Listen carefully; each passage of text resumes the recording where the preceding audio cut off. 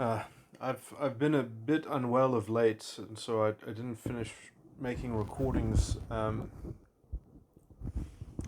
somewhat important topics that I was in the midst of sort of producing, and it was quite a complicated set of things that I was kind of bundling together because these things are such useful examples of one another. Or so the main topic that I was talking about was essentially psychological immaturity, which is another way of essentially modeling developmental obstacles, or at least sort of the stages of development or maturation within a psychological style, or within a particular psychological schema. Sort of the obstacles that it has to graduate from, and then sort of, and how these obstacles are somewhat revisited after further challenges are sort of met in the future, because these things are kind of have to be dynamically, consistently sort of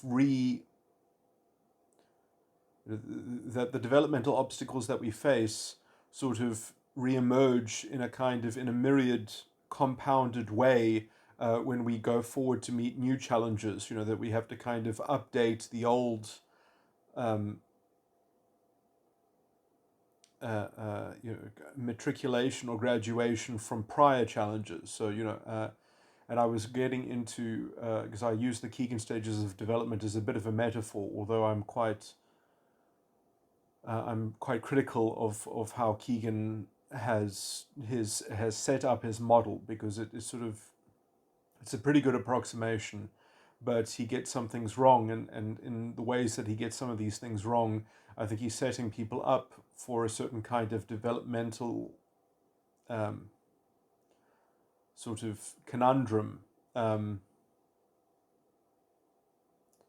Anyway, I'm not going to recapitulate those kinds of sophisticated things, and my recordings are somewhat littered with talking about Keegan stages and things like that. But I was getting into describing my model of psychology, and where the nexus of or how you can basically understand these issues at work, and I was also making a parallel between that and politics, um, and sort of taking a kind of contemporary view of, uh,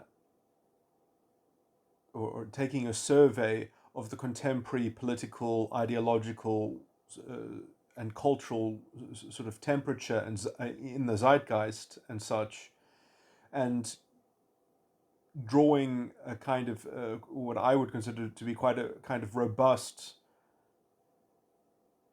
analysis, or framework or narrative about, sort of how these perennial issues of psychological development and maturity are captured, sort of in the current sort of problems of our modern day, as it were.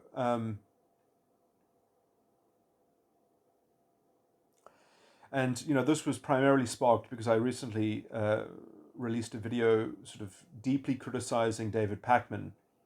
Um, at least, sort of in the partial interview that I watched between him and Chris Williamson, in which I thought, sort of David Pakman is, a terrible example of a kind of someone who is developmentally stunted within a kind of cultural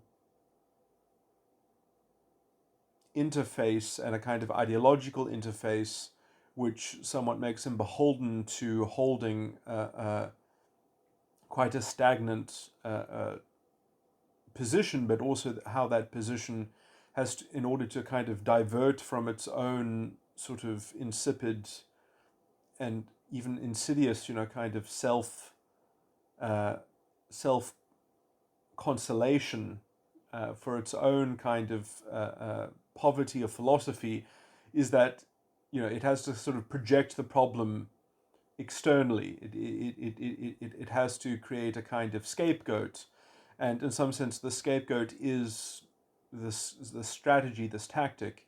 I was pointing out, just the kind of the very insidious kind of bad faith that sort of infuses this whole kind of tactic, which is that you create a narrative reduction into some kind of formulaic unimatrix, and I was pointing out that the kind of bad faith that David Pakman has is especially egregious, because in some sense the kinds of compromise that he sort of makes in terms of his bad reality checking, and in terms of sort of tailoring the facts that he is willing to respect as being part of reality, and then also then tailoring his principles so that he can kind of between the two confect kind of a stable contrivance of a kind of solid reductive narrative, so that he's cherry-picked both the facts but also his principles, so that he can kind of fashion this sort of incredibly artificial self-consistency. And then I was also sort of hypothetically exploring how someone like this is really not worth engaging with or talking to, because they will never actually accept any kind of questioning or challenging of their own, let's say, ideological presuppositions. That their axioms are just eminently reasonable. They hold the orthodoxy. They won't be questioned. And in some sense, they will use skepticism and doubt on everybody else's position, but they'll never use it on themselves. And they will kind of and the kind of cherry-picked sort of straw manning that they use on other people is sort of it really is just the whole thing is very murky. The levels of dishonesty are so profound in order to kind of pretend that that it can be done in such a sort of nonchalant way. It really is a feat of cognitive dissonance, sort of performatively in some sense.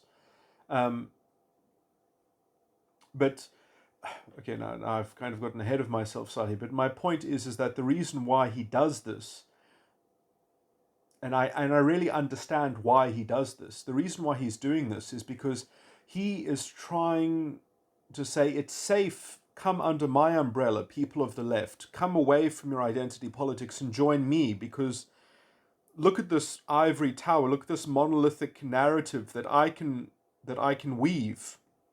We can all live under this umbrella of a kind of self-referencing, safe narrative that gives us the same kind of moral certainty that you have in identity politics. So, generally the theme that I'm saying is that the reason why leftism has such a big problem criticizing identity politics, even when David Pakman himself is explicitly anti-identity politics, is because he can't criticize it too broadly, because he is formulaically the same thing as belonging to identity politics.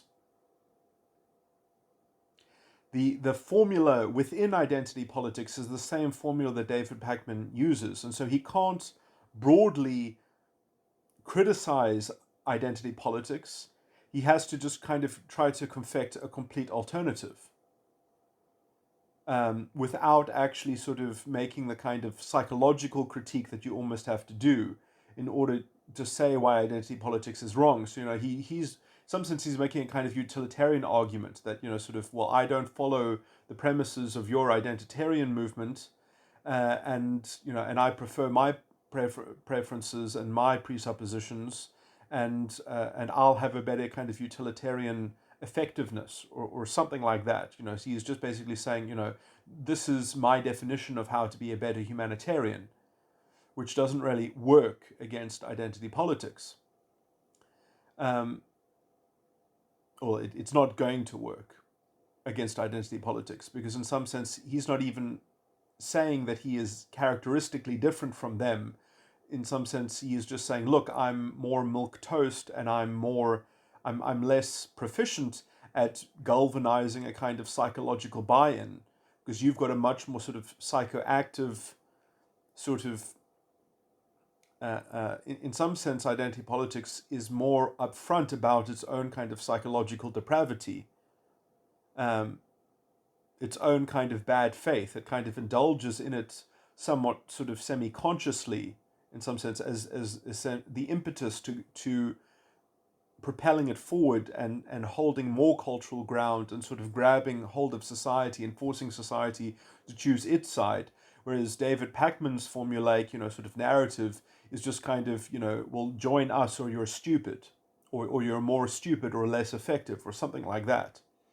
And Sam Harris is really in the same boat. Sam Harris is exactly this kind of narrative reductionism. In some sense, this is why Sam Harris doesn't like identity politics either, is because he wants a different kind of sort of Unitarian church, secular Unitarian church. He has a different model of a secular governing structure that everyone must be plugged into and must get their morality from. So he's got a different narrative. He's got a different moral narrative. Sam Harris and David Pakman have, let's say, the more sort of, and this in some sense, I mean, some of the stupid people that sort of say that they're Enlightenment, or that they stand for the Enlightenment, that they say, oh yeah, no, this was created through the Enlightenment. I mean, maybe historically it has some association, but I don't think.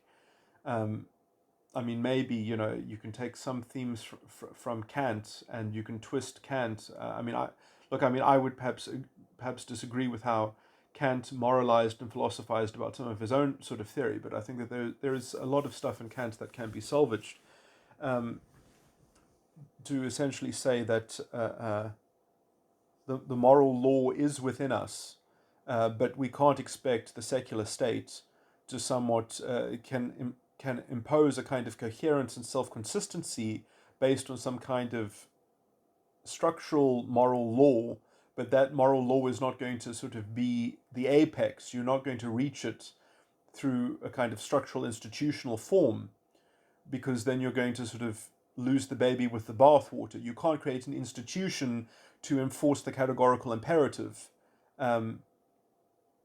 because then literally you have instrumentalized the individual. It creates a paradox. There's a kind of Kantian paradox waiting for you there if you try to sort of, because essentially if you can say that an institution is there to socially enforce the categorical imperative, then allegiance to the Constitution then becomes confused with allegiance to the categorical imperative, and then you have ample room for a kind of a kind of fundamental nihilistic sort of self-invalidation, or as to kind of let me sprinkle some Nietzsche onto this, the highest values devaluing themselves. But anyway, so that kind of technical point aside, if we just see what's happening psychologically here, and now let me just make also a kind of sociological narrative around this, just so that we can locate ourselves, is that the construct, and maybe I will still publish this recording, although it kind of this recording that I'm making now is meant to sort of fill in the gaps of the things that I left out of that recording, because it was also a bit long-winded, and I didn't round off some issues.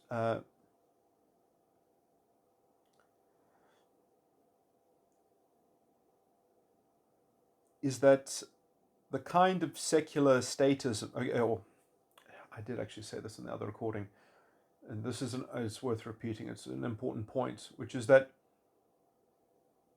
Western civilization was at its apex in terms of the Russian aristocracy.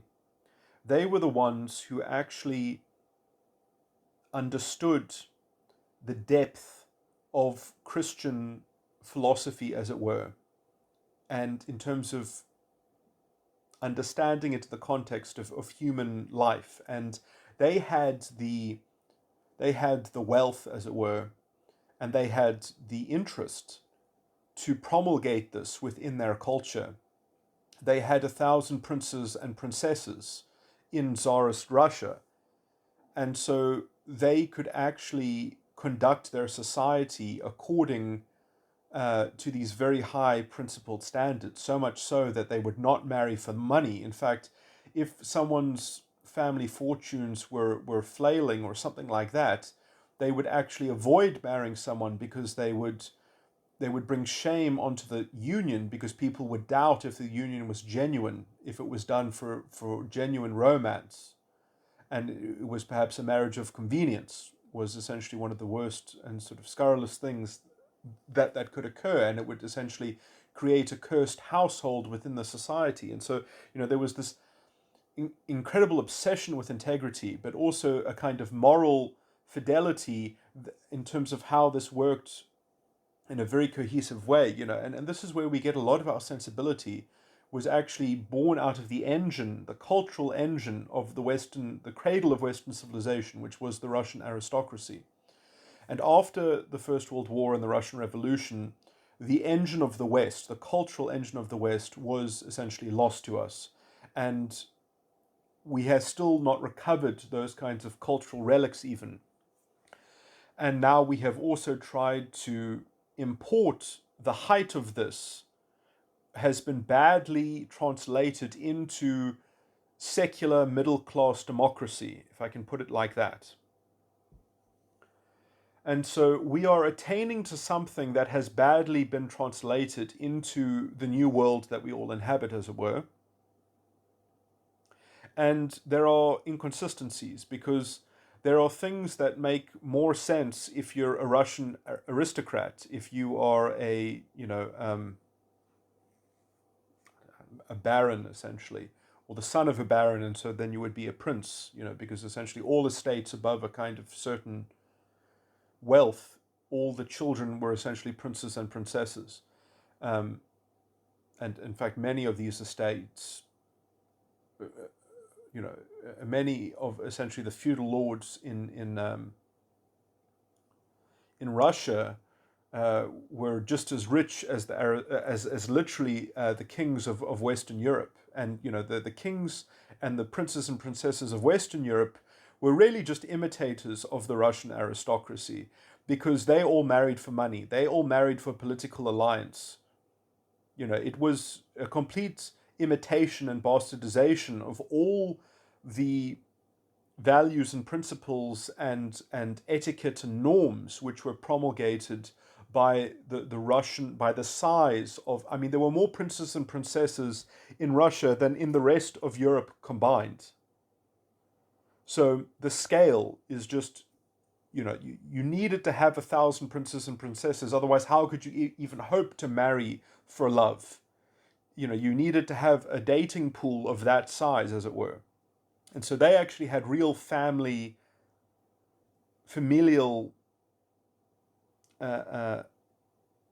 integrity and fidelity, and it was so important, because everyone was on the side of not marrying for convenience, and not, it was scandalous to even think that it would look like that your children were marrying for convenience or money or politics. It would be, and if you were if you were starting to get a bit too old, well, now you couldn't go courting anymore. It's a bit, you wouldn't even try, because now you missed the window of eligibility, and there's a deep kind of bootstrapped liberal pragmatism sort of built into all these things.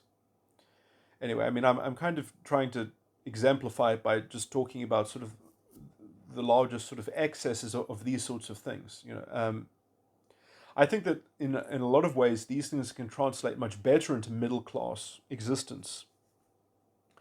But the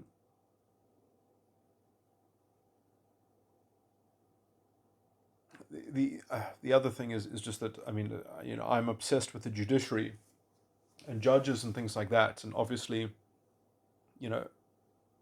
aristocracy is where we get a lot of the judicial. We call it a court for a reason, and you were originally judged by your peers, and the peerage were the feudal lords, essentially. They were the aristocracy, were the peers in the society. That's how much sort of integrity, that membership and belonging to that caste was, because you were literally, your peers were your judges, as it were. And essentially the role of principle and the role of integrity, sort of all these things reason and understanding. That they were much more holistically and organically situated within that, let's say, that imprint of that particular worldview. Obviously, substandard for lots of reasons, suboptimal for lots of reasons. Obviously, I'm not trying to promote feudalism. I don't think feudalism is good at all.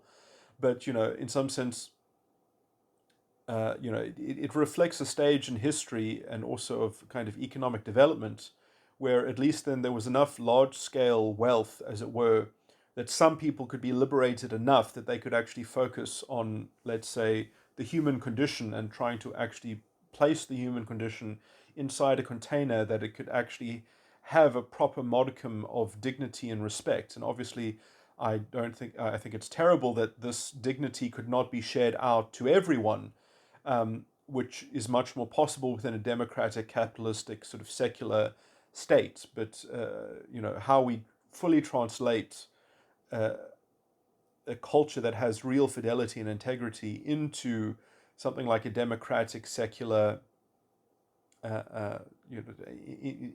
into a republic that has a supreme constitution. What should be the contents of such a republic? I think that this is the answer to these questions is essentially the South African constitution, although it has been institutionally corrupted and betrayed. But anyway, let me not digress.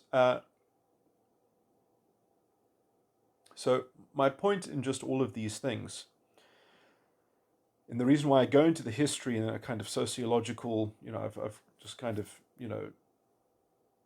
tried to concoct a bit of a survey of these things so that I can make the point that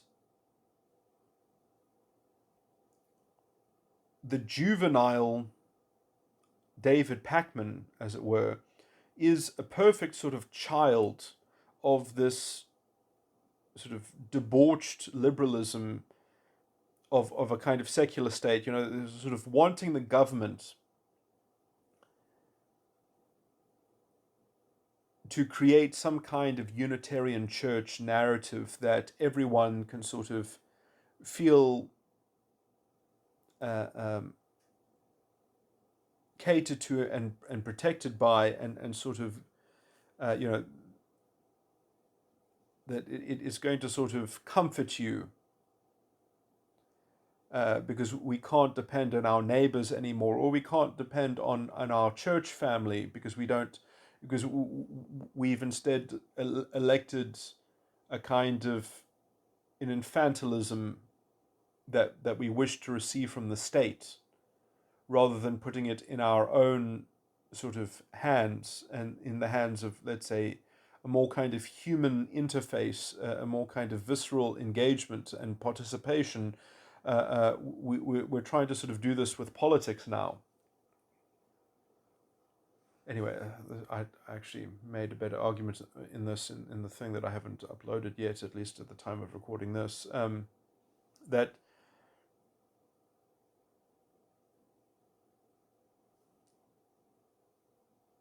which is to say that it's easier to how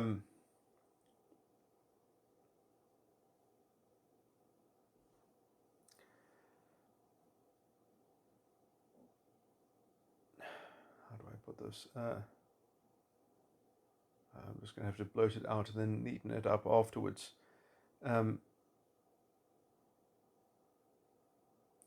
When people just want, in some sense, they're already dissatisfied with everything. They want a consolation prize. So they are owed. They can concoct and contrive some excuse as to why the system should deliver to them a particular commodity, or it should produce for them some kind of particular consolation prize, some kind of, and just everyone should concede to the rationality of essentially that chain of rationalization that leads to saying, well, we all need to be consoled in this way. We all need to have this kind of this universal consolation prize.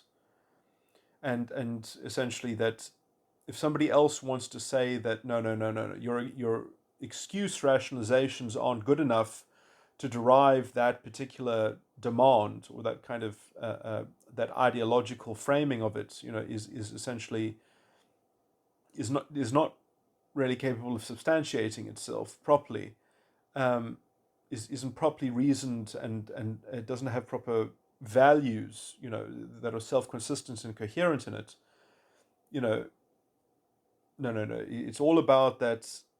You have to contend a better consolation prize. Then, if you want to say that this is not self-consistent and coherent, then you have to give us a different kind of excuse-laden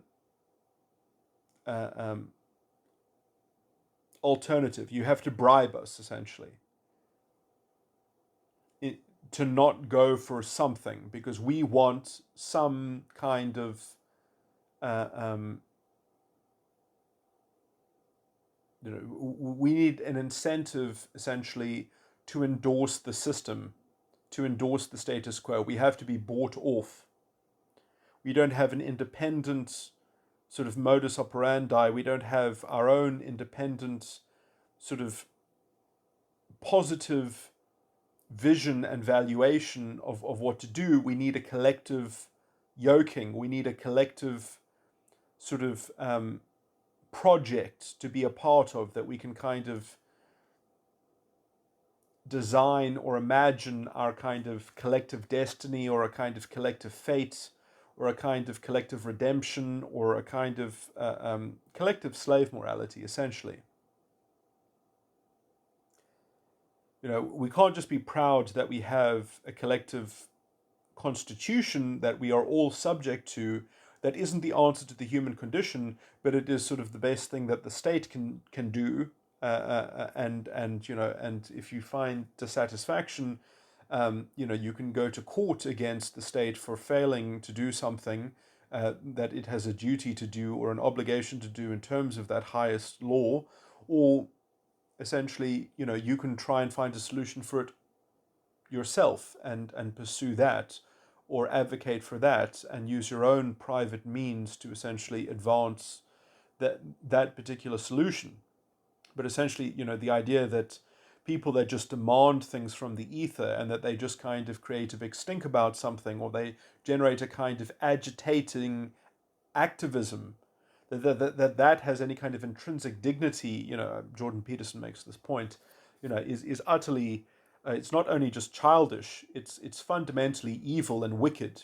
These are the same kinds of people that fueled the Nuremberg rallies, that promote fascism, and that promote all kinds of egregious shortcuts and depravity, because their moral corruption is made is translated into a kind of conspicuous virtue that you can virtue signal around, and that you can sort of bully other people with. And essentially, its lack of its own positive principles and values and honesty is essentially part of it, of how it propels itself in exacerbating its own so-called cause. Although it wills the ends but not the means. So how you can even call it a cause is even slightly a kind of misnomer, or it's fundamentally hinged on a kind of internal paradox, or a kind of performative hypocrisy. But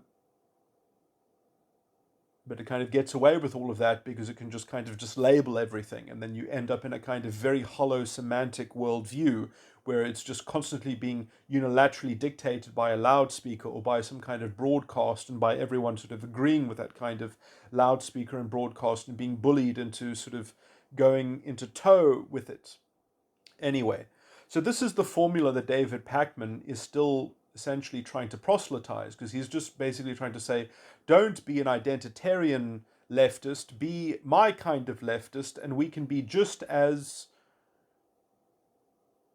sort of contrived and insidiously bullying of people, and so he has no sort of self-awareness and sensitivity here. But let me just also say that there are other people who are like this, who are on the right, who in some sense are just as dissatisfied with everything. They also, they don't like democracy. Everything has problems with it. So they're just kind of generally cynical about everything. And then essentially their bottom line is that, they're cleverer than everyone else, but they want nice things, and so they criticize the right things. But do they have a self-consistent sort of coherent position as to advocating for a self-consistent and coherent solution? Well, no, they don't really even want a solution that attains to those high standards. They don't care. They just want something that's good enough for them, that'll get them by the current sort of historic hurdle or something like that. And I will lump certain people into this category. I can mention them in the South African context, sort of Roman of Morning Shots, Robert Dugan. I think kind of they fall into this category. I would generally call them slightly immature on this front. Certainly they have a lot of analysis that I can respect and that I agree with, and that they make a lot of good points. But I think that their insensitivity and their sort of and there is a kind of brittle intellectualism that comes along with this, is because when you're not really advocating for a positive position, but you're just advocating against the things that you don't like, and well, what do you actually affirm then? What is your actual sort of plan? And they don't really have like an actual sort of ideal plan or a kind of principled plan. They just have a kind of pragmatic sort of solution for this next sort of hurdle. But where are you then thrown into the long term? Well, they don't want to deal on that kind of level. It's sort of, I guess they would say that I'm perhaps, kind of ideologically conceited or arrogant, or sort of that sort of I'm trying to engage in politics on a different kind of level, or something like that. But and essentially I'm on the level at which that I've conceded that you have to have a supreme constitution, and you have to have a republic before you have a democracy. You have to have a common sense of justice, so that you can even have such a thing as accountability within a society. And now, obviously, these are the things that have been tarnished within the South African experience. I can specifically go into the detail, but essentially, we have such little democratic participation now. So many people who are eligible to vote do not vote. And yet the democracy still feels that it has the temerity, it has the right to amend the Constitution and reduce things and negate and remove protections and rights and guarantees in the Constitution. And essentially, it has already destroyed the fundamental constitutional value of non-racialism in its policy and in its politics. And the Constitutional Court judges themselves has abetted this institutional corruption. It has actually said, the Constitutional Court has said, that the government has a kind of democratic legitimacy to reinterpret the value of non-racialism in the Constitution. And it's up for the democracy to decide how it wants to promulgate affirmative action, and it's not for the judges to check that against the values of the Constitution. Which, I think is actually an impossible position for the court to take on this matter. It's utterly disgusting and reprehensible that essentially they've said, well, the government is allowed to reinterpret the Constitution, essentially, because it has a kind of democratic mandate to do so. So effectively what they're saying to the electorate is that if you want to keep your Constitution intact, you have to make sure that you vote against the right parties, or something like that. This is the American corruption that has no place in the South African legal system. But somehow we have imported that institutionalized corruption, and they've kind of gotten away with it. Sorry, that could be phrased in a neater way, but that's basically the kind of problem that we face at the moment. Sorry, I do actually have a better way of phrasing this. Let me just find my own notes.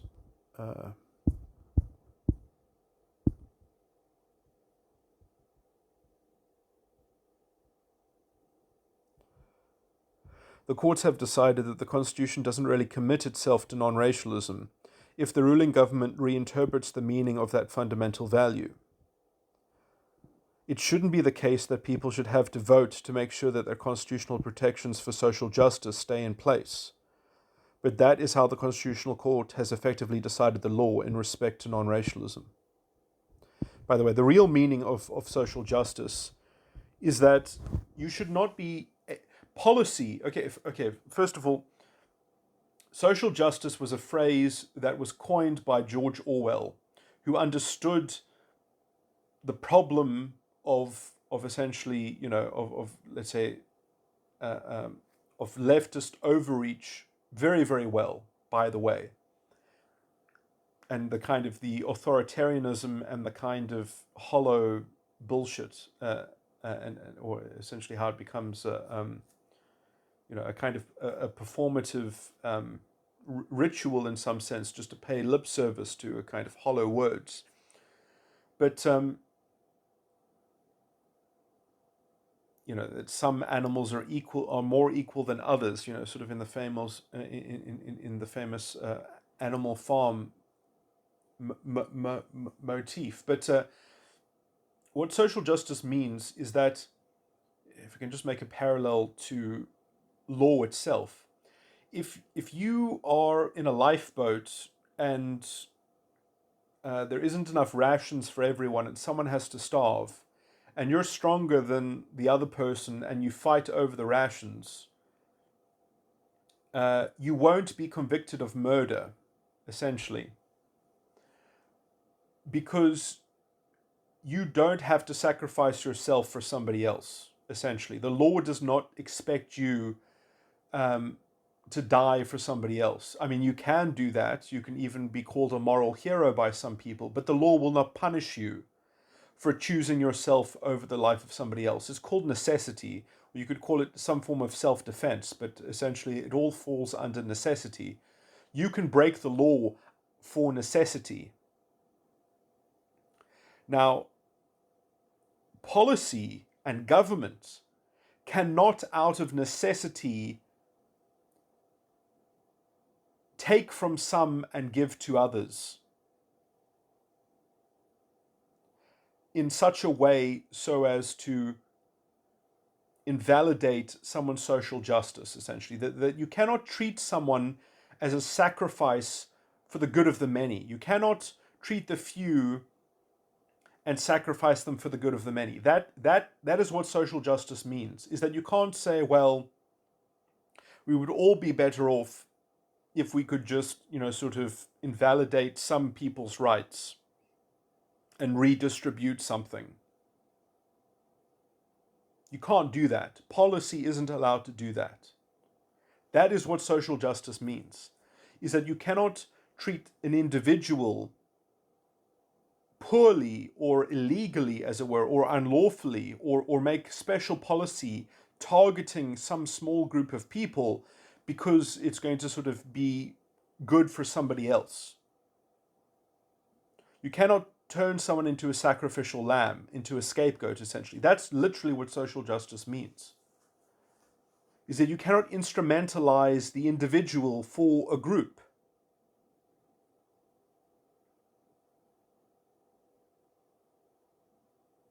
So all laws should be laws of, it really is a kind of correlate to the rule of law. All rules should be a rule of general application. And, sort of how currently people want to sort of are floating the idea that instead of having expropriation without compensation, the government will just take custodianship of all land, and then it can just kind of pick and choose who it takes possession of the land from, is just essentially a way of cloaking essentially social injustice using the semantic formalism of a kind of law of general application, because you've applied the custodianship broadly to everyone, but it's just a Trojan horse to essentially invalidate people's social justice. So that is why it's important to have a guarantee of social justice in the Constitution. Obviously, all of these words, including non-racialism, have been utterly betrayed by the Constitutional Court judges and the politicians explicitly, because otherwise they wouldn't have been able to perpetrate this, sort of deep,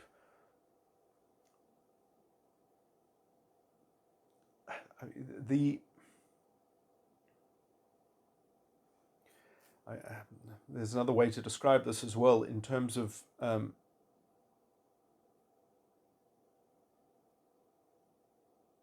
it really is the same morality as apartheid, um, the black economic empowerment, how it is designed to essentially promote the symbolic empowerment of the identity.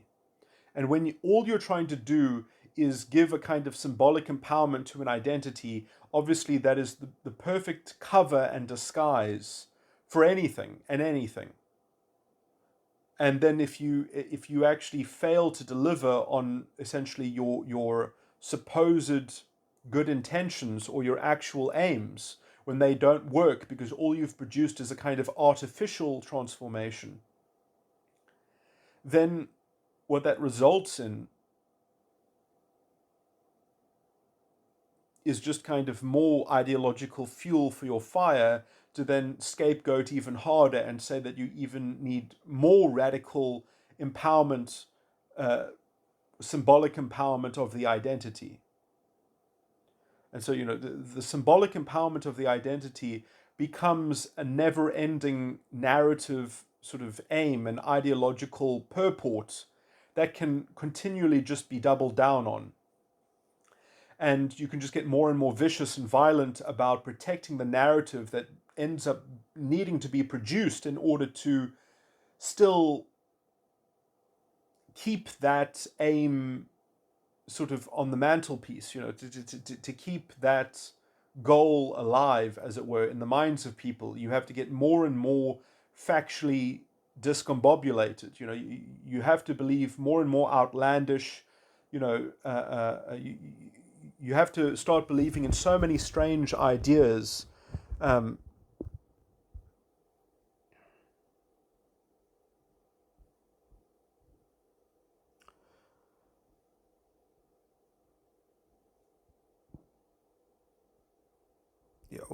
And essentially, because it requires essentially promulgating double standards and devising and imagining double standards that continually justify this continued sort of hyperrealism and this reality tunnel and what becomes quite a disgusting racialistic, kind of contorted view of reality, and all of that contortion and contrivance and sort of radical imagination becomes such an addictive psychological and also pathological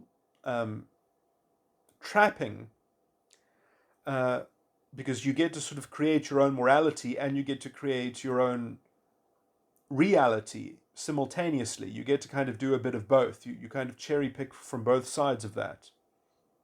And this is, you end up sort of becoming your own god, or at least the idolatry of the identity itself becomes a kind of a sacred icon of, let's say, how God, through representing the interests of that and, let's say, protecting the interests of your collective identity or something like that, this becomes essentially the same religion as the Nazis. This is the fascistic worldview, is that you need a savior of the identity and everything becomes emotionally invested in the symbolic empowerment of the group identity.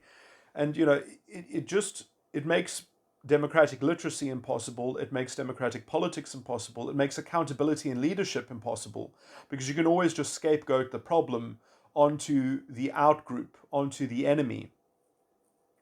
And so, it should also be noted that essentially the destruction of meritocracy and the clouding of meritocracy with this kind of bunk, with this kind of ideological filth, creates essentially a quagmire of a very irrational array of sort of strange beliefs and strange sort of, and you can see this in David Pakman. and you can see this in the COVID stuff. You can see this in just, in time. I've just seen a representative of Panda, PANDA, which is, I'm not sure if they're an international or a South African organization, who has looked at all the data and looked at all the studies and things like that. And, all of the efficacy and effectiveness of the COVID stuff, is all, it's amazing how it was essentially manufactured, how badly the actual trials, that everyone who was jabbed and that got COVID within 2 weeks of being vaccinated were just removed from the study. And so they kind of, and this is how they fudged their number of saying that the vaccine is 95% effective, while also sort of ignoring all the people that essentially were, you could argue, received some harm from going through, and never mind, the actual, what the long-term effects will be in terms of, in the long term, does the vaccine actually give you better protection? Uh, you know, uh, which obviously, for some people, it might not be worth the risk, of actually getting the virus naturally, because they are, let's say, so vulnerable and have and some kind of comorbidity, that they would be in such a bad position that essentially maybe the vaccine would be better for them, because they can't even get one infection. But for most people, in which, it's essentially safe to get the it's safe to get the virus naturally, and then actually comparing what the actual long term. Anyway, I don't want to get too much into that. It's a bit of a tangent, but you know, just how badly some of these debates have been contorted in order to suit essentially the need for these people to create a narrative, um, and police the narrative, and enforce narratives. You can just see how much juvenile sort of adulation there is, because we have all this kind of false authority woven into our culture, and people who love representing false authority, essentially, um, which doesn't ever reveal its actual vulnerability in terms of actually having to substantiate and understand, how positions get actually reasoned into static propositions, that then people can, sort of, you can just see how sort of how democracy has been subverted, essentially, culturally, by this general kind of toxic formula, which, it used to be controlled to some degree, in that it was confined to maybe just people like Sam Harris, and the Four Horsemen, essentially, the people who used science to try to create a kind of cultural. I mean, I've always actually said, right from the very beginning, I said that people that tried to play this game in science modeled to the identitarians what they should try to do. It's the same bullshit formula for a false authority. Um,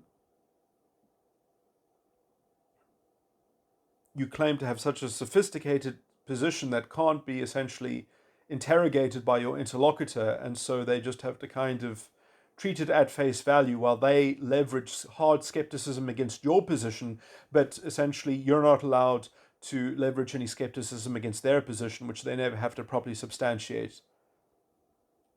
And you're too stupid to not accede to their false authority, essentially.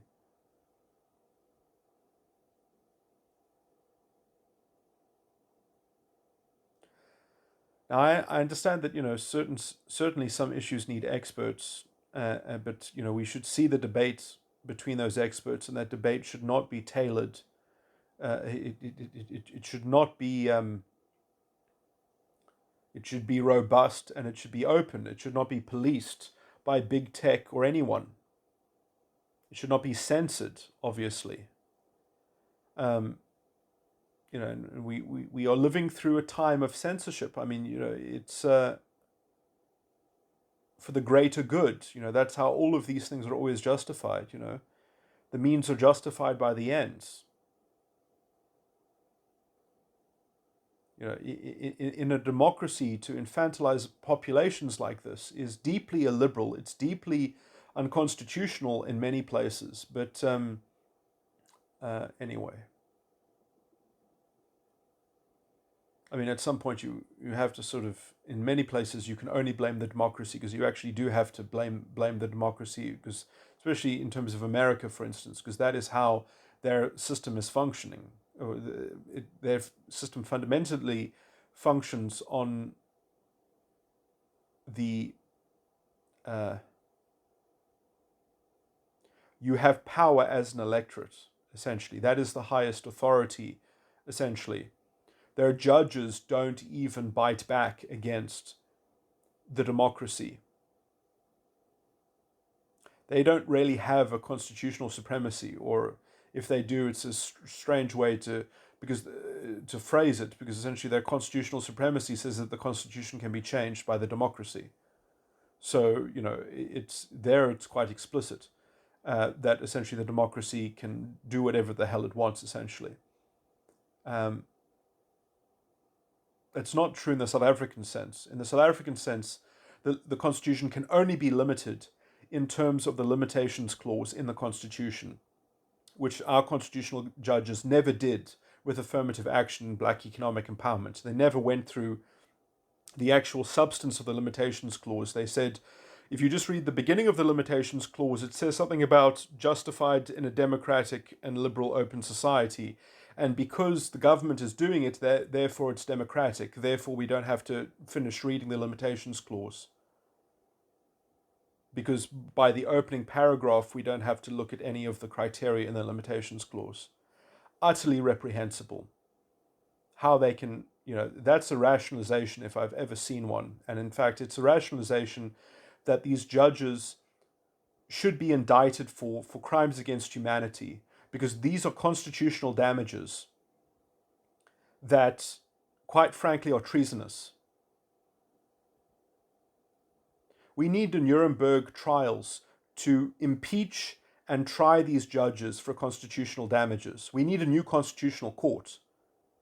Or we need, at the very least, a Truth and Reconciliation Commission. Because this, this is why politics is in the state that it's in, is because we have no proper accountability. The system has already been institutionally corrupted. We need a judicial revolution. We already had our political revolution, but now, in some sense, we're being told by our institutions, by the judiciary and by the government, that essentially, that we don't get to have what it actually says in the book. It's just there to be reinterpreted by the democracy. However it wants, anyway. So we're in that kind of semantic, relativistic, juvenile rationalization. And when we end up with judges that essentially say, well, we shouldn't actually have judges based on merit and based on excellence. We need judges that reflect transformation. Maybe that's why we have judges that have institutionally corrupted the law in this country and have institutionally betrayed the Constitution. Is because that is their kind of their ideological bent, which I guess they were appointed in order to broadcast the invalidation of the Constitution and the subversion of it, to which there is no excuse.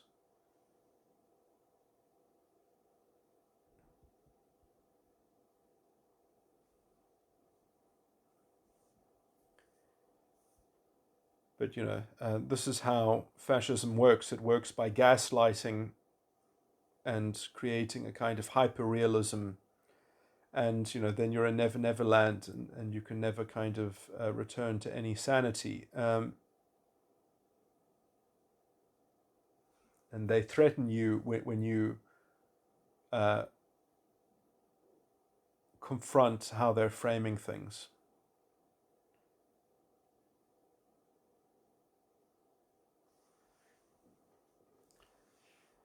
Anyway,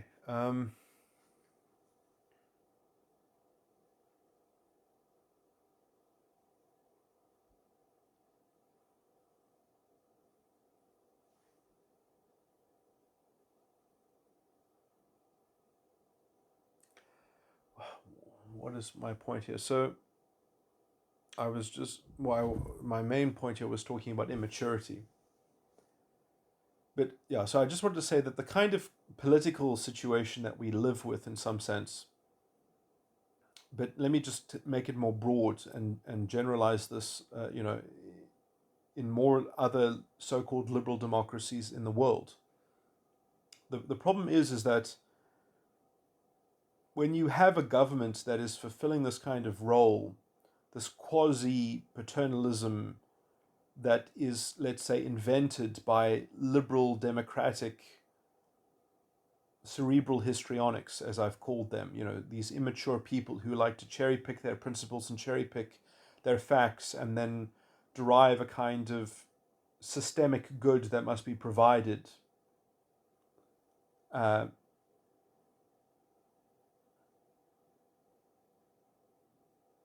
that kind of gets to be ideologically enforced by the executive, and they have this kind of overreaching authoritarianism to impose and enforce this kind of sociological control in order to kind of assuage the human condition to some degree. That imagination, as it were, is in some sense fulfilling the role of religion to a large extent. It's a kind of agnostic religion to some degree. It's a kind of way of having a cosmic morality, as kind of Thomas Sowell would somewhat describe that. The unconstrained vision. But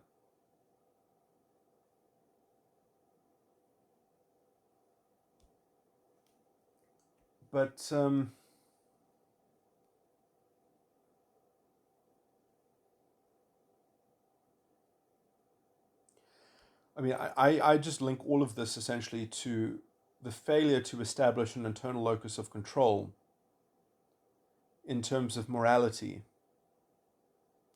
And obviously, we have to know what justice means in a social context.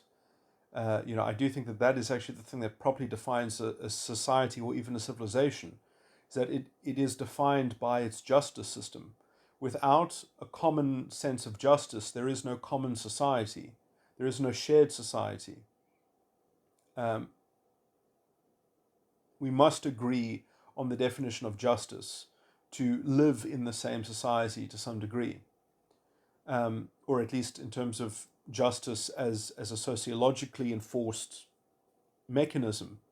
Obviously, justice in the broader moral or theological sense, that as long as we can both conform to the sociological version of justice, then at least we can say that we share the same society and that we can have a moral disagreement about the other stuff, or a moral discussion about the other stuff, to do with let's say, a more profound and deeper form of justice. But having a bifurcation or a distinction between these two senses of justice is necessary in order to have a peaceful society, in order to have a society in which I think that you can even know your own moral sensibility, because a moral sensibility about, let's say, a deeper sense of justice, where you're not allowed to think about it because it is the province of the state, however that is formulated to essentially to promulgate and to enforce on you, then you might as well never think about morality in your life, because it's just a sociological prison.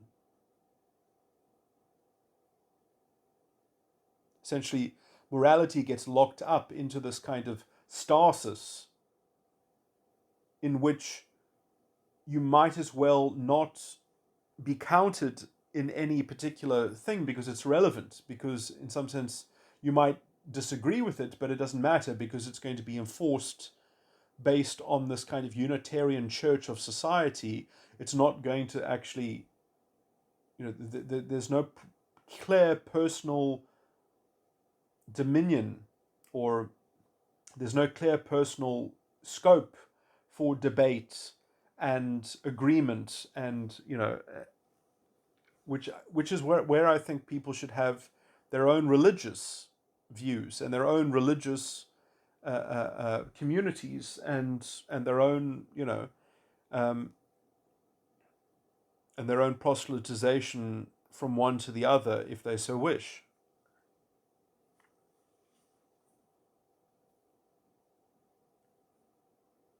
And the tolerance of such proselytization, because essentially that tolerance is entrenched within the secular.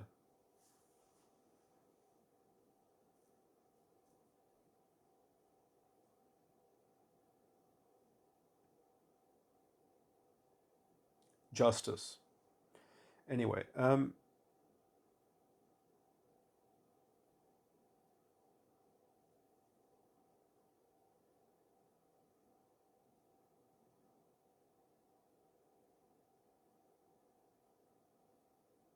yeah. So I mean, we're still, I think, the founding fathers of America were rattled, with this. They knew that there had to be some division between church and state. And I think many places are still essentially suffering, including America, but including Australia. They have failed to properly separate church and state, essentially, because they have failed to create a stable, moral, secular structure that hasn't effectively fallen into some kind of Unitarian church narrative, formulaic kind of authoritarian auspice, and a kind of seat of power that in some sense fulfills the same role that people had for the king in terms of feudalism, for king and country. The king was literally the representative of God on earth, more so than one's religious denomination, in fact. Um, Losing your national identity was like losing your soul. One was literally untethered uh, in terms of one's mortal coil. Uh, the dispossessed Scottish, I mean, I mean, this is not new. I mean, even there were whole villages in China that committed suicide when they heard that the emperor had been deposed by Genghis Khan. Um,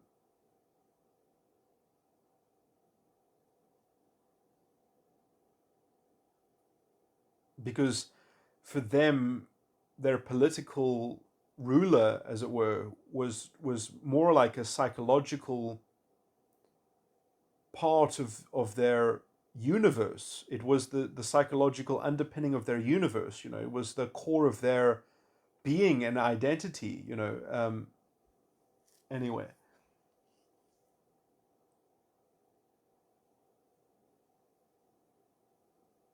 that the proper separate. The reason why in Christianity we even kind of developed within our, let's say, more Protestant vision of things, why we developed a separation of church and state, was to locate religion more in the private, personal, individual, moral life, as it were, to make religion more personal, as it were. Uh,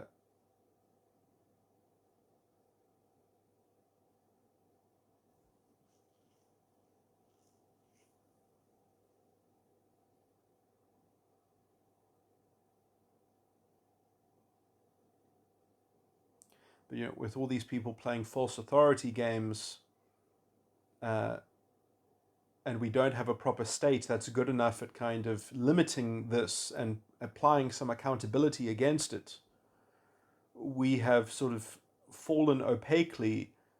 In some sense, this was essentially the greatest argument that the Catholics could have ever produced, essentially.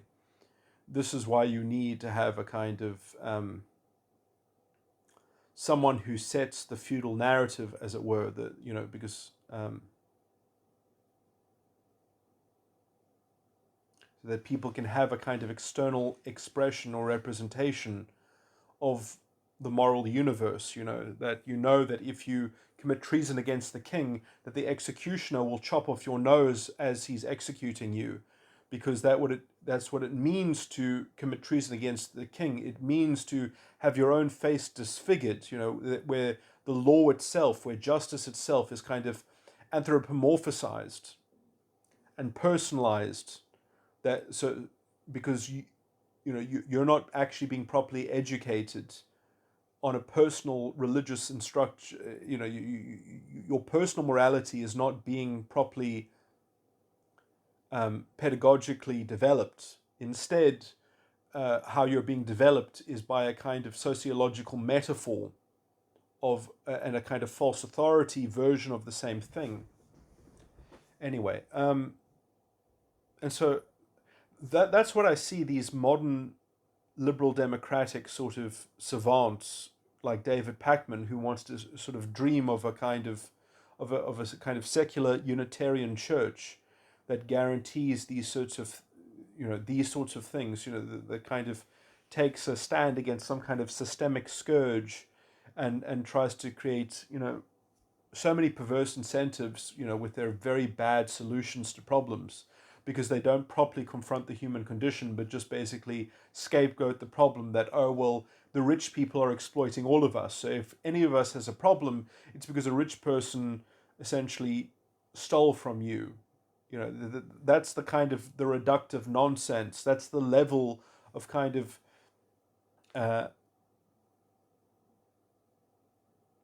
because I mean, the truth is, how did a rich person get rich? They got rich because working capital, because of productiveness, essentially.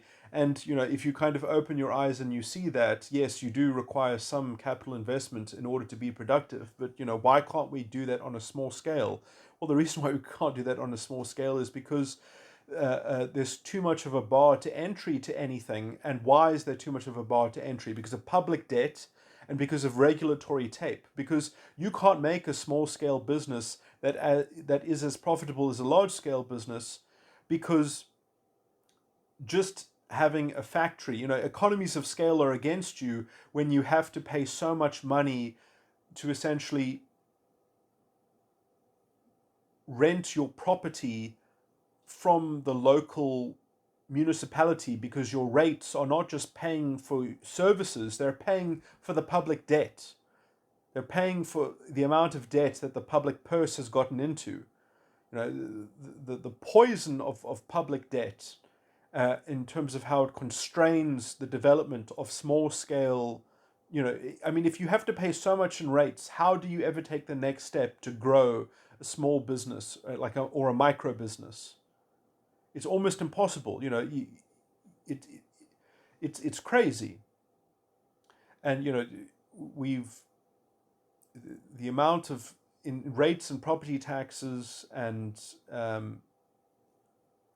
regulatory red tape and licensing that is needed to do things is obviously designed in such a way so as to essentially limit competition. And in some sense, that's the collusion between business and government from the government side. And largely, I think you should blame democracy for that, or the people should blame themselves for that, for not essentially getting on top of that. But essentially, that's because politicians always get away with just being able to sell people, we'll solve your problems for you, we won't help you solve your own problems, essentially. So, people themselves are fundamentally addicted to narratives of self-disempowerment, essentially, because they will easily and readily buy a kind of sympathy pulling story, that they get to pull sympathy for their plight because they don't want to be empowered, they want to be sympathized with more so. They would rather be sold an excuse for themselves than be sold an instrument for upliftment, as it were. And, I mean, perhaps you could say that there aren't enough political parties that actually construct a real positive image, construct a real positive vision for empowerment. But I mean, it also doesn't help that, essentially the media is just so corrupt, is so ideologically corrupt that, I mean, I look on Facebook all the time. There are always these very disgusting suggested posts which all have the same themes connected to them. They're all about justifying sympathy pulling and justifying essentially, they're all about, there was one that I saw recently where it literally had, sort of the metaphorical crab that pulls down other crabs that try to crawl out of the bucket. And it was literally saying, you shouldn't judge people for pulling down other people because they've been traumatized by a system. So it was basically saying, don't blame people for holding other people back and holding them down. Because like that was the point of it. It was literally to take that famous, kind of metaphor and to put a new spin on it, to basically say, well, actually, we shouldn't worry about people pulling themselves back and pulling themselves and each other down. We should just vilify the people who created the problem in the first place more. That somehow we should take historical revenge for things because that'll make us feel good emotionally, and that's a more satisfying thing than actually working out how to solve the crabs that keep on getting pulled back into the bucket as a metaphor. You just see how useless, that kind of psyop is. Like how useless an insight is that. It's not even an insight. It's literally just saying, get angry about something that doesn't solve the problem. Take this diversion. Take this excuse. Look, you can be rich with excuses. And yes, we'll all be worse off, but at least we'll have more valuable excuses because I'm telling you that it's more valuable to believe in this. I mean, it's a slave morality if I've ever seen one.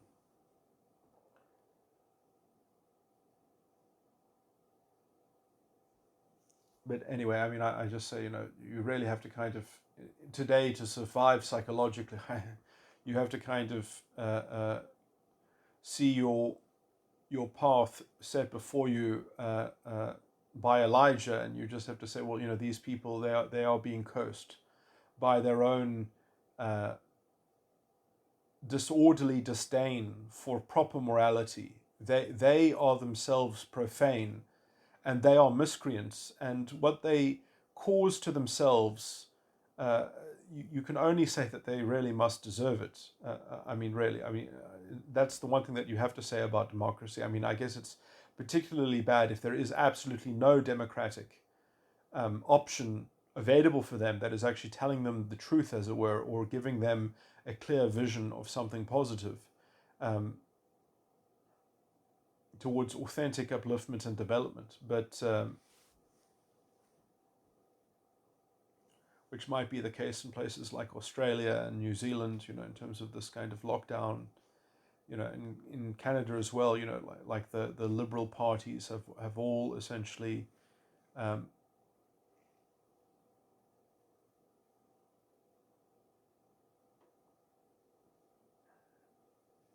been quite silent on somewhat principled issues. When I say liberal parties, I mean like the actual classically liberal parties, the libertarian type parties, not this new semantic, sort of gaslighting stuff. Anyway, I'm just sorry, I'm babbling a bit now. Let me stop this recording. But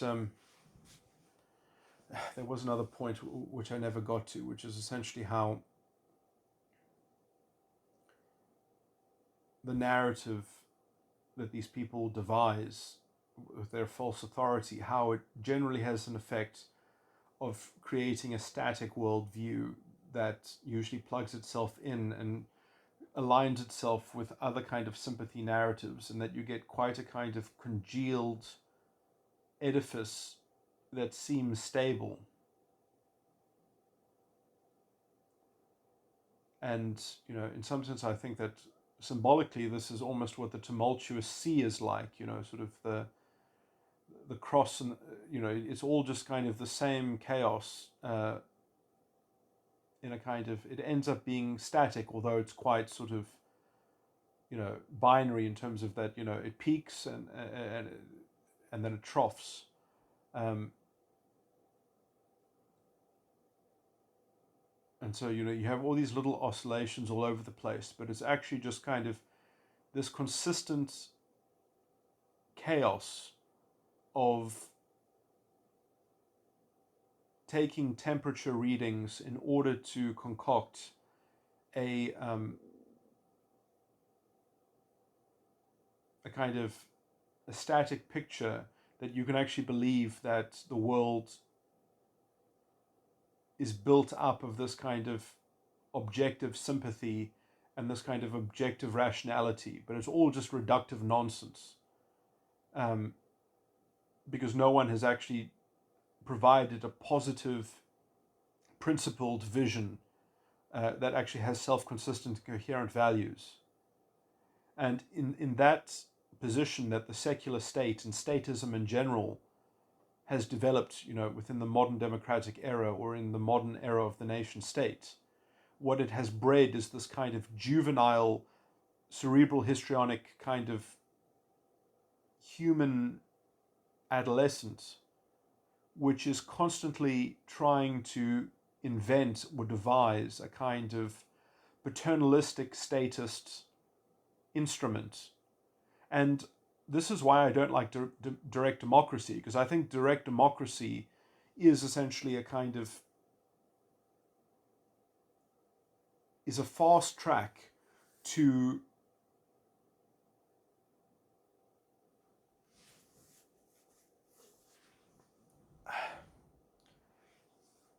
arriving at that form of dystopia, because it's that kind of vision of direct democracy which ends up with the most bastardized justice system, the most self-inconsistent and incoherent justice system, because essentially you just become like a mini America, that you just vote on what justice means, which is utterly disgusting. There's no integrity in that. Oh, you made a mistake? Oh, you just re-promulgate the next time. There's no accountability. There's no fidelity and integrity. It all just is this moving target. And then you can just kind of get into that static, congealed sort of crest and trough, and that and it's all just made up of sympathy at the end of the day. And then you are your soul is boiled alive in the spirit of man, I would say. Or the only respite for it in that situation would be a kind of a separate kind of religious communion or something like that, which is where the real life is anyway, in my view, in my personal view. But the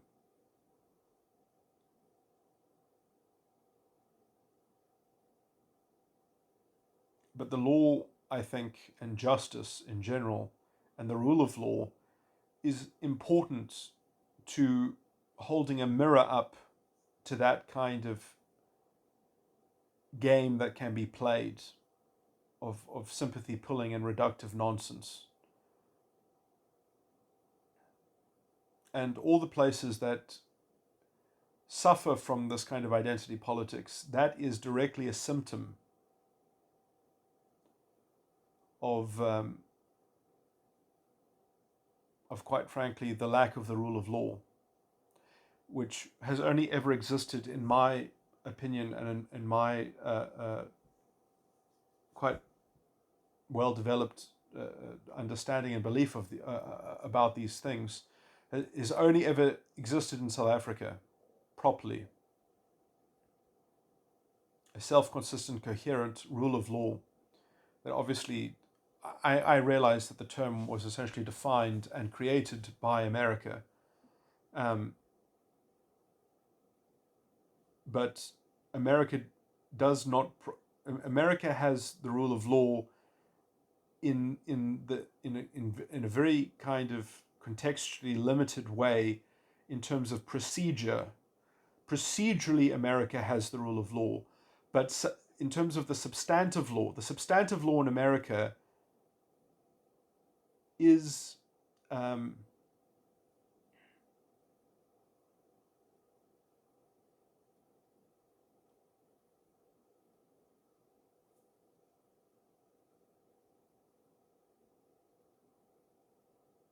mean, and what does it mean to have the rule of law if it doesn't apply to the substantive elements and content of the law? I mean, it's just a farce. I mean, it's really. I mean, that's.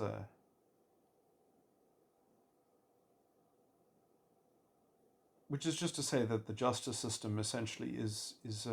I mean, and everyone knows this in America. I mean, they know that the law is essentially whatever the legislation, or whatever the state senates, and the state congresses, or the federal United States Congress decides that it should be.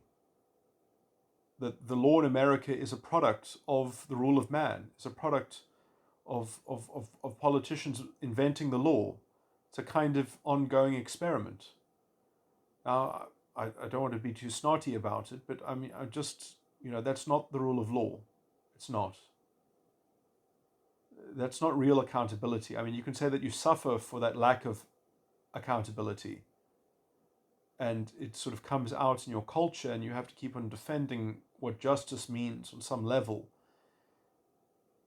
And I can understand the value of running that experiment, because it is a kind of sociological experiment that does itself produce a kind of beacon towards liberty and freedom, or the philosophy of such, or the philosophy of more deeply meditating on the content of such. And it's ironic that South Africa has the inverse problem, where we actually have all the answers already. We actually solved all these problems, somewhat also using the American historical example to arrive at the answers, but then it got institutionally corrupted, and we just didn't have the culture and the politics, as it were, to properly defend what we already had and what has now been taken from us because of this fundamental, insidious form of moral degeneration and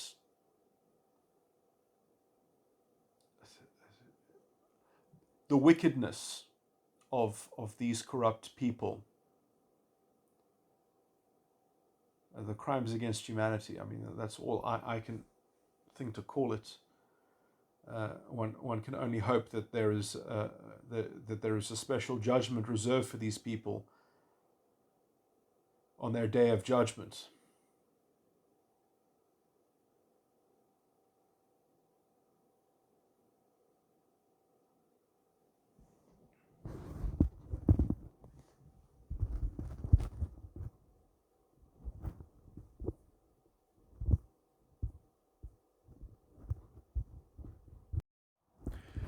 Okay, so I have an important addendum to add to what I was just talking about. I'm surprised this didn't occur to me to mention it, although I won't be able to sort of give a proper conclusion on these things that I'm about to raise, because I'm in the process of still getting all my thoughts together on this, because it's part of what I need to cover in terms of properly explaining metagram circuitry and things like that. But I think the reason why historically even people have a preference to essentially have an external locus of control and an external narrative that they live within, because then they can plot other people to live within the same worldview. It's a way of kind of like you can kind of get away with contending your own private solipsism, because you just think, well, it's the same reality that everybody else is plugged into. And if everyone is plugged into that same mode of functioning with other people, then we can all sort of have our cake and eat it, where we don't actually have to really morally engage with one another and realize, or if we are or if we are not on the same page, in the same way of believing, in the same way of understanding, we can just kind of constructively assume that we are, because we all do the same ritual and we all believe in the emperor or believe in the king or believe in the identity, and we all ritually sort of or provide some kind of subservience or some kind of what's the word, homage, you know, in some kind of ostentatious sort of externalization of fealty or something like that. Now, you know, I do think that in some sense, you know, this obviously I've framed it in a very kind of toxic way, but it also, you know, we do have a need to, in some practical sense, find some way to, at the very least, rationalize, if not understand, that on some level that there is some kind of cohesion and some kind of workable, practicable way of servicing a kind of a shared justice system, or at least to know that we all agree on what the limits and what the bounds of certain actions, and, you know, like what is lawful and what is unlawful, what is an offense and what is acceptable. And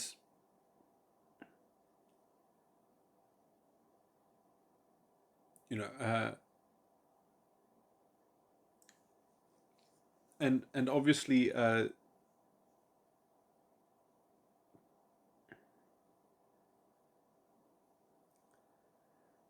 in the more traditional way of providing for a common justice system, or a justice system that people accept, I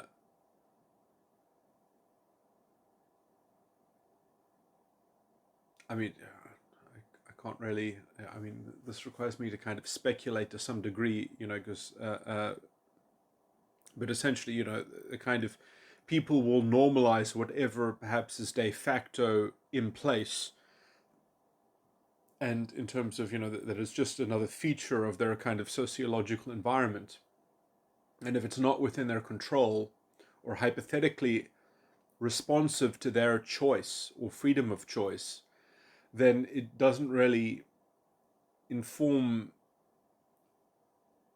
you know, in terms of mapping it out or modeling it in people's minds. It's not really going to, the content of that thing is not going to be informed in terms of their own moral investigation. You know, which is why I think that you sort of the complexity of having a liberal democracy and also having a supreme constitution that actually has a stable, independent rule of law is kind of the best of both worlds, because you kind of get to have all of that complexity where there is this kind of self-consistent and coherent definition of justice which holds you accountable for things, but then there is actually a place for your preferences and moral interests and moral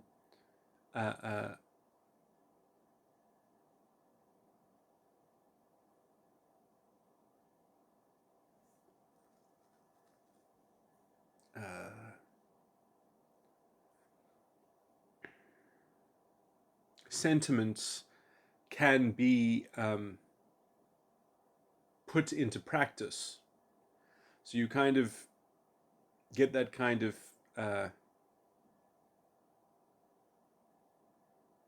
you know, that you are part of governance in such a democracy, but then you are also governed by something that is independent and self-consistent and coherent. Gives you a mirror to see the reflection of your own moral sensibility, perhaps, while also giving you a way to express that moral sensibility, although within some bounds.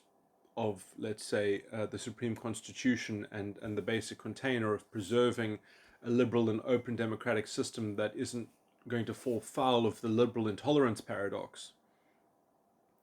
Anyway, so that's just another promotion for my model of how these things are properly resolved. But I'm just sorry. I'm trying to describe a basic sort of backstory and as to why people find themselves prone to, and many juvenile people that I have labeled as being immature, like peddling false authority, like reductive narratives, historically, within the context of, essentially why people get into the kind of collective myth making of the, of the national identity that is essentially symbolized in the king, in terms of being lorded over by a particular king, for king and country, as the saying goes. And now we have kind of substituted for king and country for some liberal, so-called liberal, leftist ideological collective fatalism or collective destiny, and some kind of collective solution to the human condition, and infantilism, and some kind of governmental paternalism to look after us, and so that we can all know that we all have the same kind of consolation for our human condition, because we need some idea that we all agree to the same kind of narrative, that we're all plugged into the same cloud morality, in the same way that we used to all be plugged into the king and the national identity, that now we are all plugged into this kind of ideology, because we don't have a king anymore, but we have a kind of democracy. And so the only way to kind of, because we rebelled against the Catholics and we separated the church from the state, we have now kind of created a secular narrative that does the same thing that Catholicism did, essentially, was create this kind of this feudal mythological medium of a kind of moral fabric that interweaves everyone together in a kind of collective narrative and a collective destiny.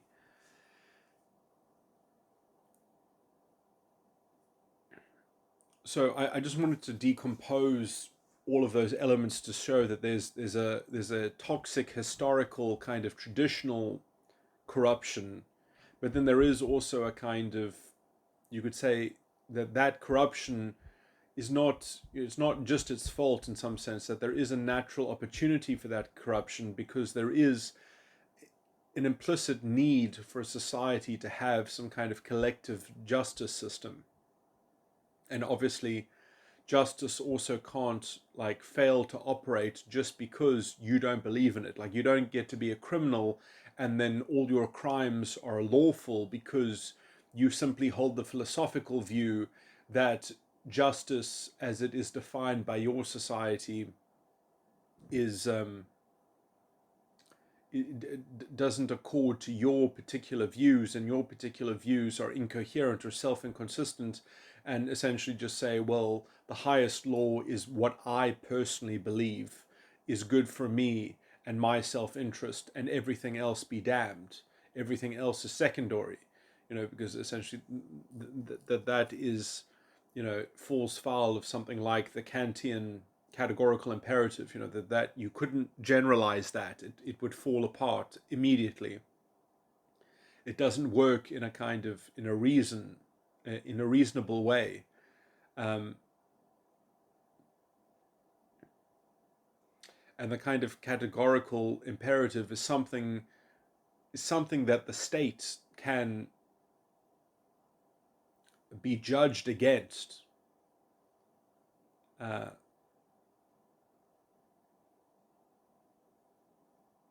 In terms of if it's according to the rule of law, as I've kind of elaborated on those concepts. It's just that in some sense, I think that you can't just say that, you can't just ask, well, is the state properly abiding by the categorical imperative procedurally? You have to also ask it that question kind of substantively.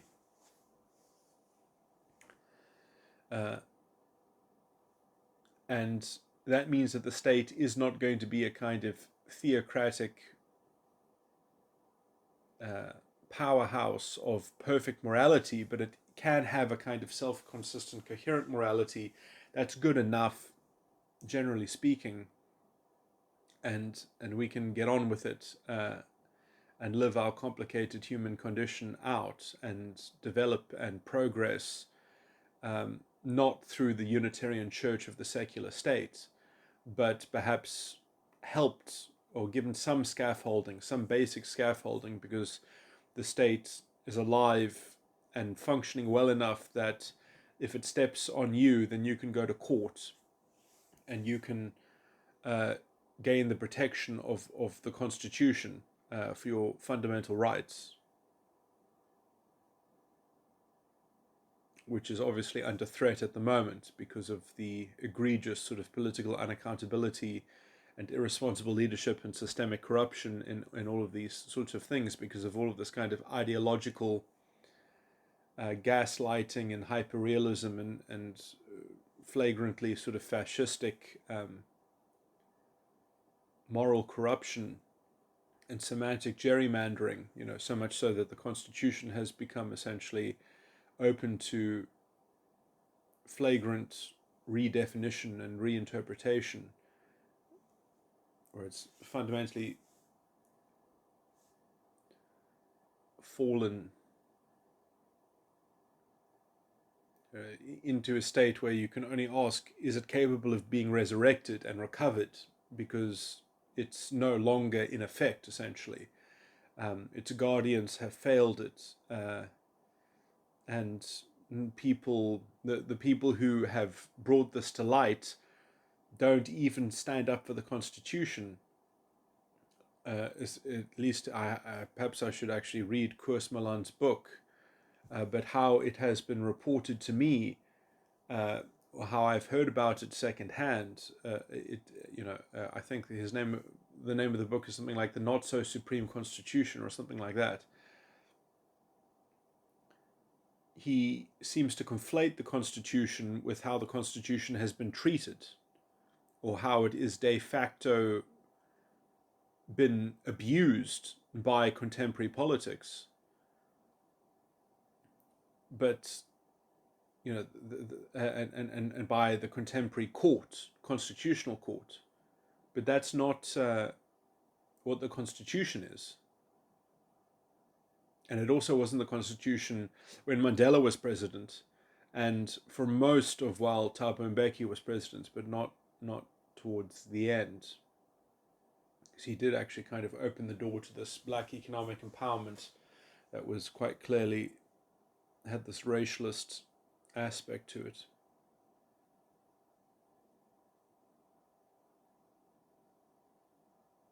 And this toxic racial consciousness, which has essentially taken over and metastasized and corrupted more things and devastated more things. But I mean, I guess now we're going through this teething process whether South African society deserves its constitution and deserves the freedom that was won in the revolution, because if it deserves to keep what it had on paper. But obviously we're not in the best sort of historical shape to be committed to such kind of highfalutin morality. And it doesn't help when people aren't proselytizing that morality, and they're not reminding people of that morality and how badly it's been derided and obscured and trounced and betrayed. How do you untrounce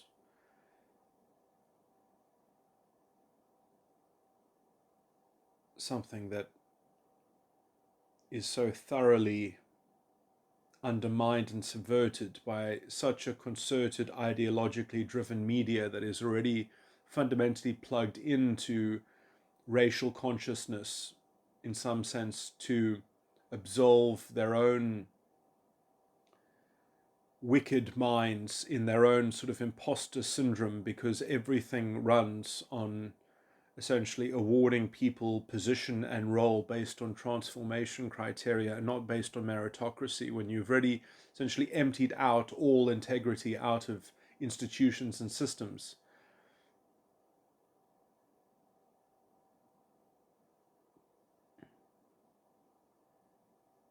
You're left only with sort of the most sort of juvenile and immature sorts of dishonest actors and performers that have stolen so much moral language in their labeling of things. They call things systemic racism. Why don't they call it systemic underdevelopment or systemic poverty? Why do they try to confuse moral language by calling it racism? So that they can essentially circumvent any challenge to their narrative, to their unilateral labeling scheme of the world, so that people become automatically beholden to their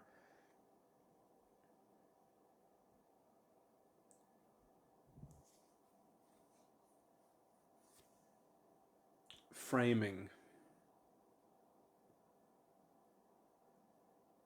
And it just keeps on creating more and more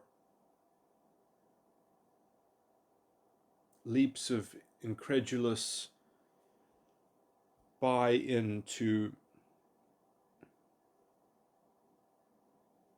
a world that contains less and less common facts, less and less common principles and basic standards, where only double standards operate.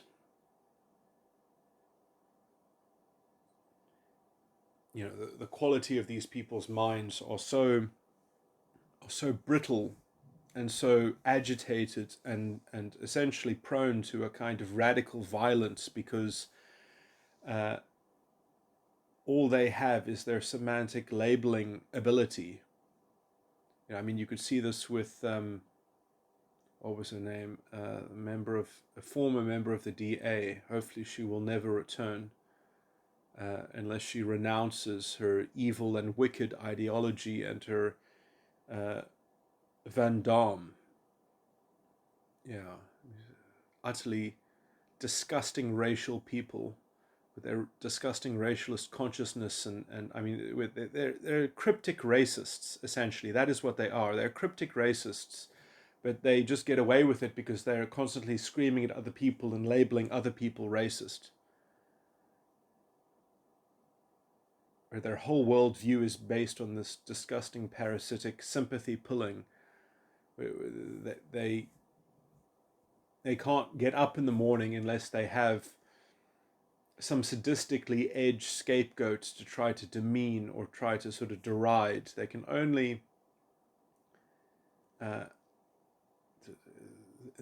that is how devoid they are of any positive vision, that they have to make progress by some kind of zero-sum contrasting projection of some kind of moral indictment on other people. Also that they can have an unassailable narrative, an unassailable false authority, essentially. And, our society is just full of these sorts of wicked people, and the sheep that conform to their brittle intellectualism and pseudo-intellectualism and crazy arguments. We really are living through a time where we have real life witch hunts. You can see it also in America. We're just kind of so lucky that we have the technology that we can sort of take recordings of things. If we didn't have so many people recording incidents, you probably couldn't imagine the lies and the radical gaslighting and reframing that they would be able to get away with. But because things can actually be recorded by enough people, that you actually see evidence that sort of break the story. You could just think of the Kavanaugh. Sorry, no, can't remember the name of the incident. With the what was his name also? With the children, the high school children.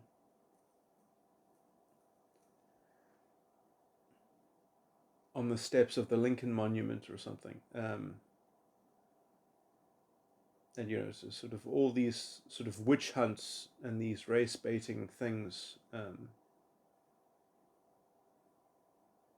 and these very these sort of false flag contrived race baiting incidents, which you see also. I mean, I used to see them online all the time, in comment sections, where it was obviously, I mean, you hear stories about it all the time, that these activists will actually go and pretend to be radical racists and white supremacists because that's what their narrative requires. And so they will actually kind of moonlight,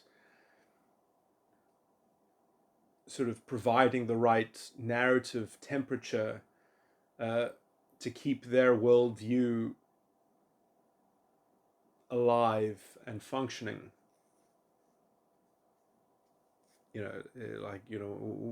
When you see these people, I mean, you hear stories about them, that they actually go around sort of drawing swastikas on things to sort of prove that there is a kind of white supremacy for them to fight. But the people who drew the swastika were part of essentially the Black Lives Matter movement, or part of the Fees Must Fall movement, or the Roads Must Fall movement in South Africa, and they drew the swastika the wrong way, and all these sorts of things.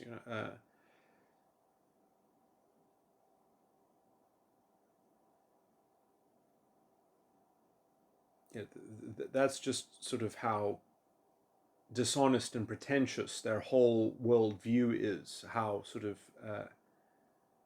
how brittle it all is. And then sort of the cerebral histrionics then will come in with their secondary pseudo-intellectual economy, where they will sort of create very sophisticated arguments where they will only ever engage in discussion where they chair the debate, because they have to unilaterally control the narrative. They can't engage with anyone that doesn't let them get away with that trick, essentially. And you can see it, whenever someone of this quality in the journalism world tries to go after a public figure and ask them just the same question over and over again, and it's the same leading question phrased in 50 different ways, so that they can basically say, oh, you're not answering the question, when they've already answered the same question 49 times previously, because they just keep on asking the same question, as if to say, well, you see, I'm going to keep on asking the question until you answer it the way that I want you to answer it. And essentially because you're not allowed to ask the questioner a question about their ideological bias, and about essentially that, obviously the disagreement is that your presupposition, your principal presupposition, is essentially a false principle, is a racist principle. You are a racist, Mr. Journalist. Stop asking me your racist questions. That never happens. Essentially, they can kind of get away with it because they can just say, oh, well, I'm the journalist, I get to ask the questions, I get to sort of frame the narrative. It's your job only to answer the questions.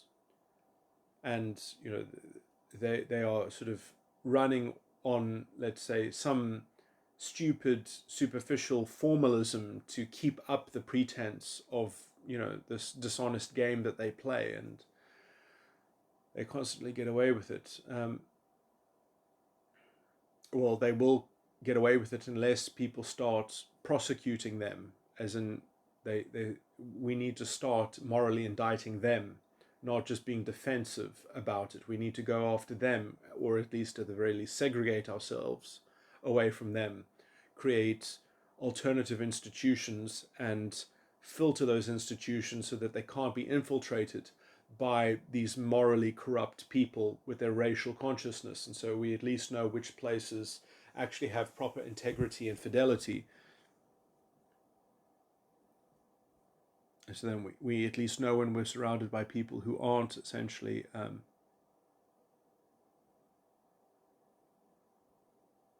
fundamentally plugged into, the kind of the associative imposter syndrome, and let's say the cult of symbolic empowerment of the identity, which then can be used to justify anything.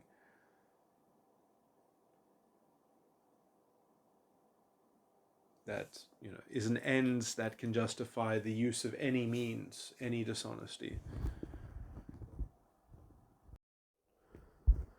Okay, this is yet another addendum.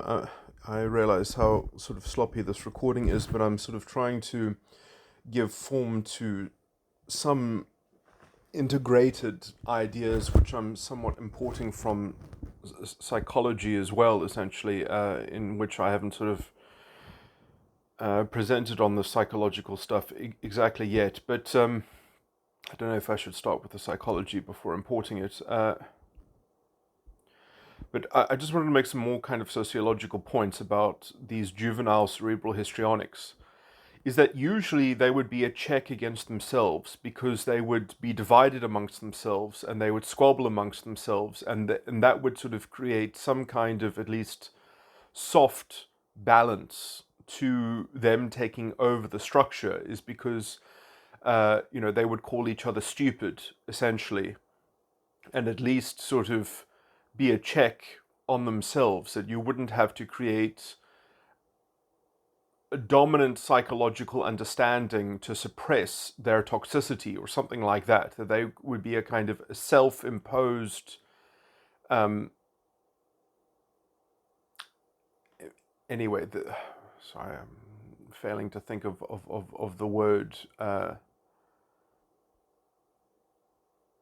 essentially they would be their own inhibition. But the problem is that essentially, because in identity politics, there's so much sort of flagrant psychological bad faith, because essentially the symbolic empowerment of an identity is very closely connected with an internal psychological obstacle or developmental challenge. And so that hurdle, that developmental hurdle, is being projected onto an external narrative or an external sort of participatory unconscious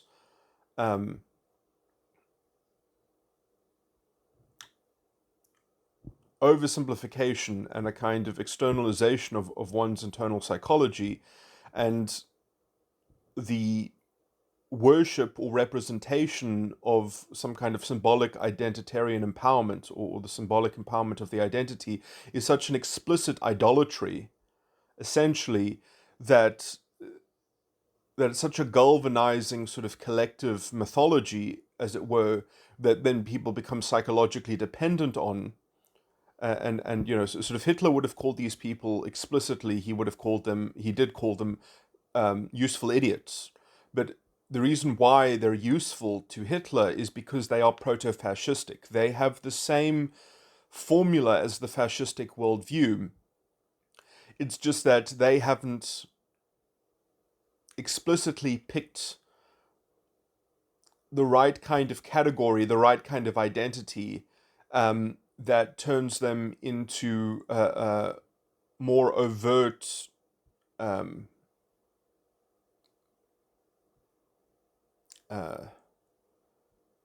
supporters, because in some sense, a proto-fascist sort of, the only thing different from a proto-fascist and a full-blown fascist is that either the full-blown fascist is a kind of proto-fascist convert, in which case they have decided essentially, like Heidegger,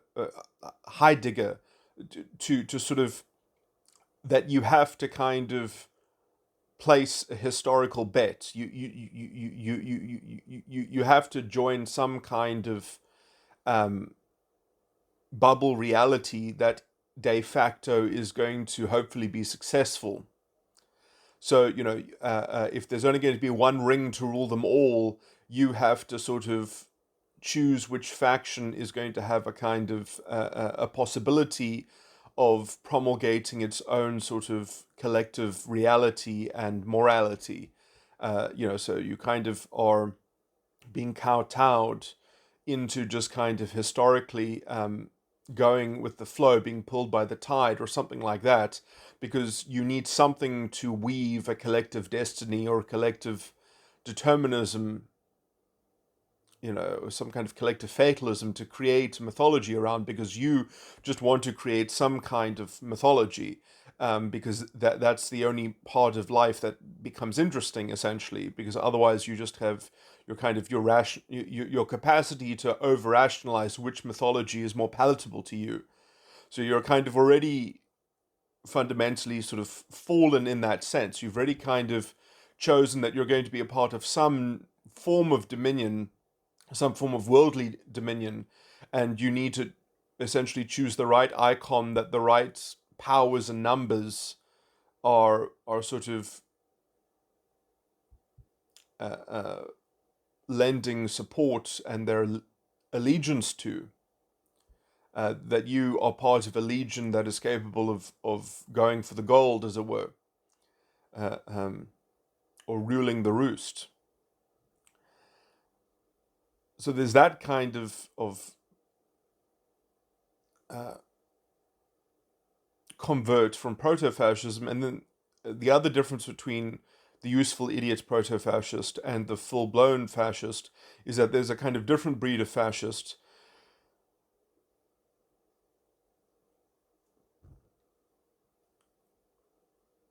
which never understood the proto-fascist worldview in some sense, because the narrative, the external narrative, the external locus of control was the first propaganda that they kind of fell to, of and essentially they never knew any other kind of identity, um, or symbolic, uh,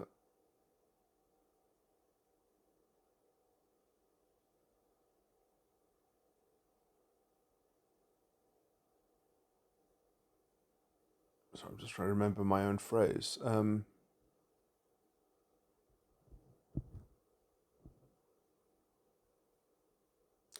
essentially, they never even ever developed a kind of humility or self knowledge to begin with. They scaffolded their internal psychology, right? They never converted their internal psychology.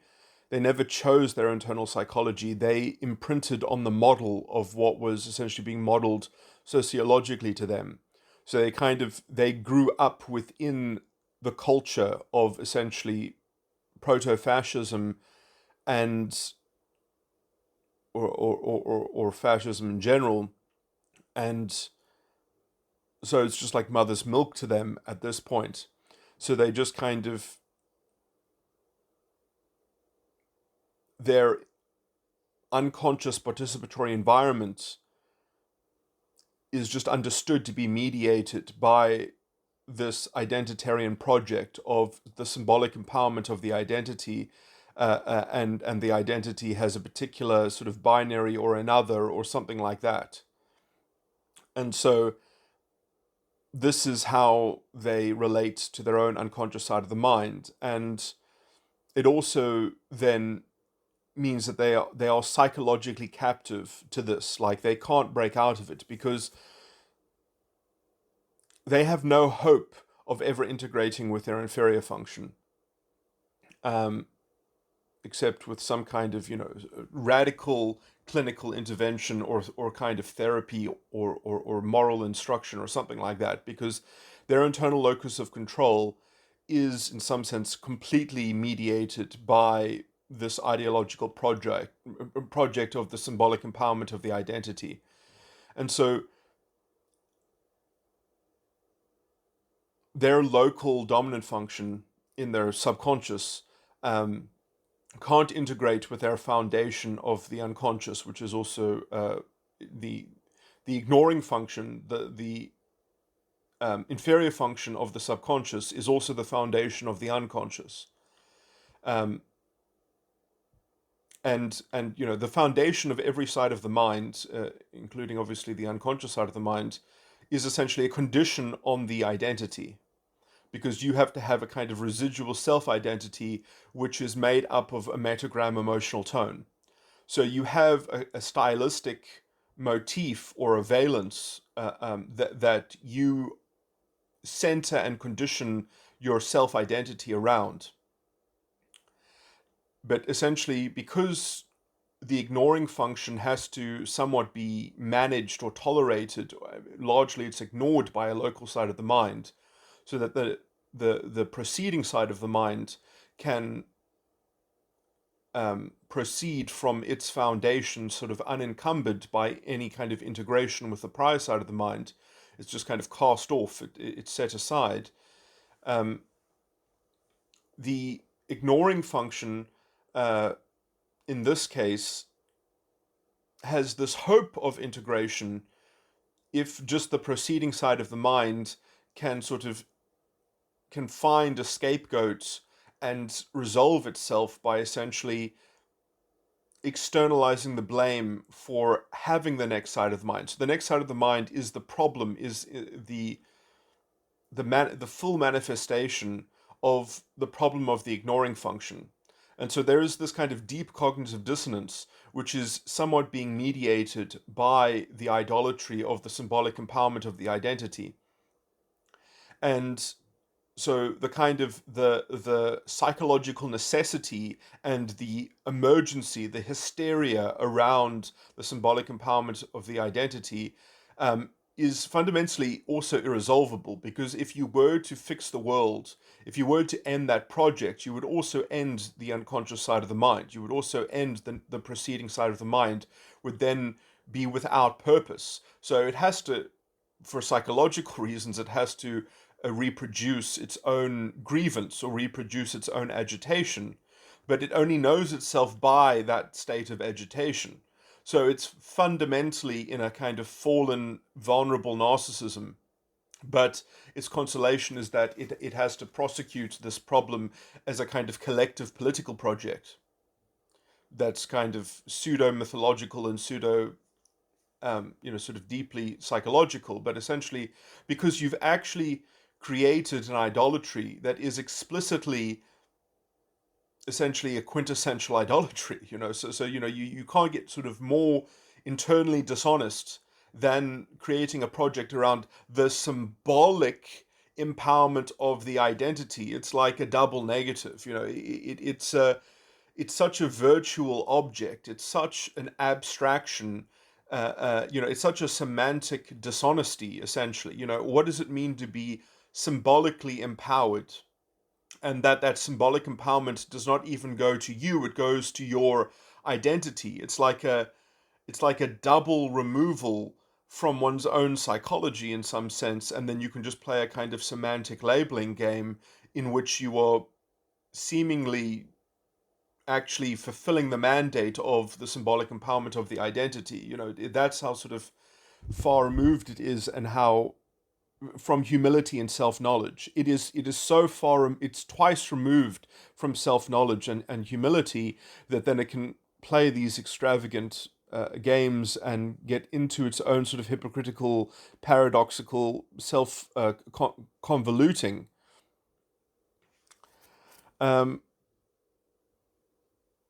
and you really have to watch out for, let's say, the people who have, because in some sense, it's hard to say who's worse. The people who have never converted from an alternative, or at least chosen explicitly the development into this, and people, for example, the juvenile cerebral histrionics, who were often kept in check by having a general culture, or a general culture where you could get into some pretty weedy, sort of contortionist, contrived reductive narratives. You really could cherry pick your principles and cherry pick your facts and argue with the other pseudo intellectuals that cherry pick their principles and cherry pick their facts and sort of established reductive narratives. And you could fight amongst yourselves, and then people could say, "Oh, yeah, we need to cordon off this area because you can see that this is controversial and contentious. So we have to find a way to kind of pigeonhole this kind of controversy and contention so that it doesn't bleed over and sort of control all of society into a kind of schismatic, sort of totalitarian power grab or something like that. We just need to call this, a kind of insoluble problem, or and at least pigeonhole it in such a way that it doesn't sort of infect everything. Or we need to find a way to diminutize this contentious, sort of uh, uh, obviously a kind of problem if you just let it sort of run rampant. But as soon as you kind of get a culture that is capable of being psychologically gaslighted because we've already accepted something like the symbolic empowerment of the identity, this blatant idolatry, this blatant subversion of an internal locus of control within our own psychological schemas, we have essentially broken the restraint that ever existed, and allowed for these juvenile cerebral histrionics to blatantly indulge in dishonesty and bad faith because now they have no psychological railings holding them back. And this is why I developed my special critique or criticism of David Pakman, because I think that he's trying to call people back into, let's say, the leftist narrative reduction. Sort of let's try to decide amongst ourselves, because if we can convince each other that we are more intelligent and that this is a necessary solution, then we should try to implement it through the democracy, through politics. That's always been kind of David Pakman's sort of game, and that's the rules that he's used to playing. But he doesn't know how to sort of reestablish the boundary of a kind of self-consistency and coherence and humility and a kind of what was the phrase that I used? Humility and honesty. No, humility and self-knowledge. You have to have some element. But you see, in some sense, this is the problem with the left trying to actually really criticize identity politics, is that they can't really fully understand identity politics because in some sense their whole grift is based on a kind of the absence of a kind of self-knowledge, and instead a kind of collectivization of that issue of self-knowledge into a kind of collective human condition that can be collectively treated with some kind of reductive nonsense, some kind of grand narrative of something that the system must provide us some excuse or some consolation, or must sort of interface with our collective ideological machination that we get to devise as a cerebral juvenile histrionic, that we kind of get to imagine the gerrymandering of the participatory unconscious realm in this kind of collective destiny or this kind of collective cosmic morality. Because if we can get away with our unconstrained vision, then we can that will be the solution of our terror management death denial. That'll be how we gain sort of immortality for our, a capacity to over-rationalize things with our reductive nonsense, that we can say that, no, we do have a unimatrix which renders us some form of immortality. And it is in the final analysis a kind of pseudo-religious, a pseudo-Catholicism. And in some sense, maybe someone from the Protestant debate will say, the Catholics will say, you see, we told you, we see.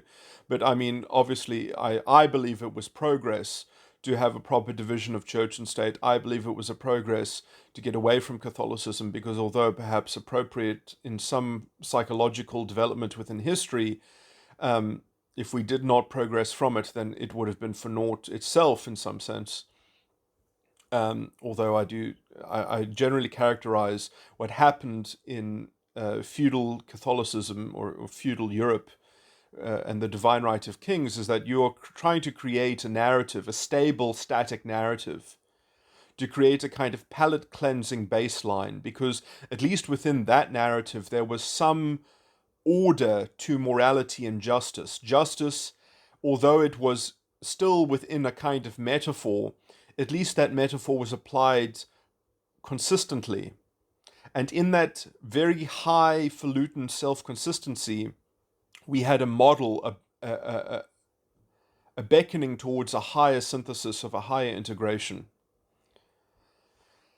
of accountability, because we could see that essentially that even this false god of Catholicism, essentially this god of the world that we have essentially depicted as the true god, is not the true god, and so we killed that god, as Nietzsche essentially narrated or recorded in his fiction. Nietzsche telling us what had already happened, essentially, but not properly labeling that the death of God is not the death of the true God, but the death of the God of the world. But Nietzsche never specifies. Nietzsche says God is dead. He never says which God. He doesn't say if it's the God of the world or if it's the God of heaven and earth. You only make that jump if you assume that the Catholic mythology of a religion sort of counted as the true God or something like that. That kind of sociological construction of God.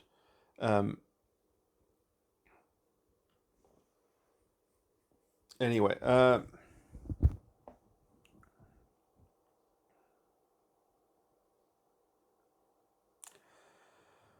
sorry, let me get back to my other point. So,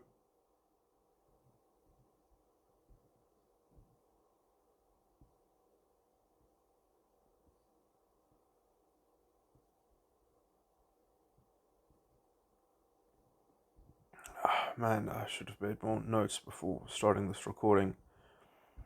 Let me just go into an anecdote. So,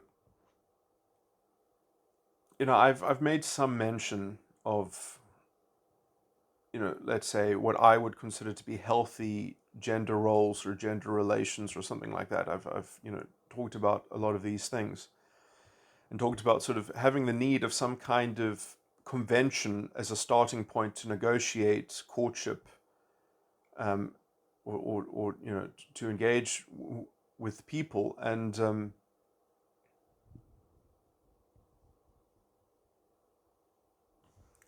the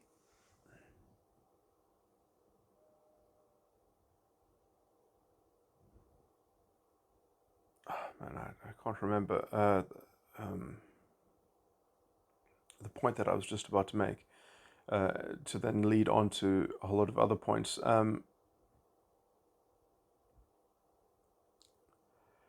That conventional identity, as it were, is really not important and should be eventually overcome by individual self-knowledge, as it were, or individual communication on that sort of point.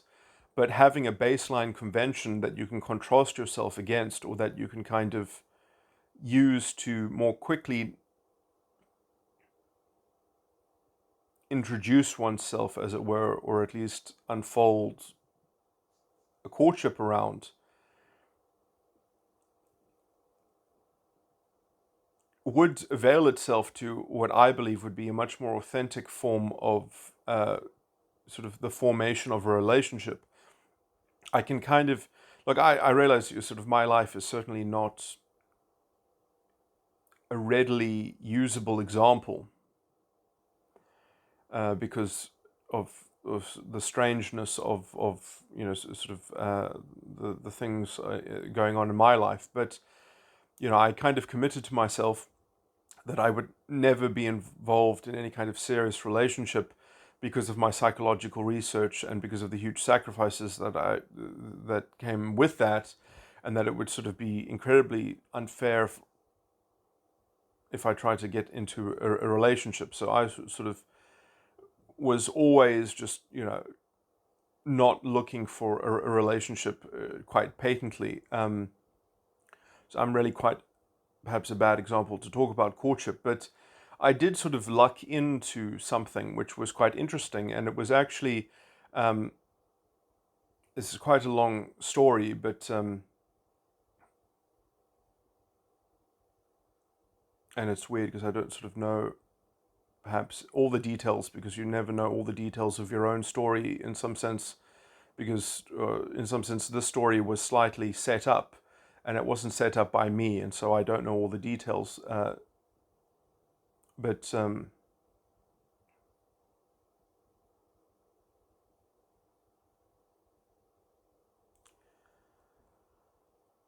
sort of I was out at a club.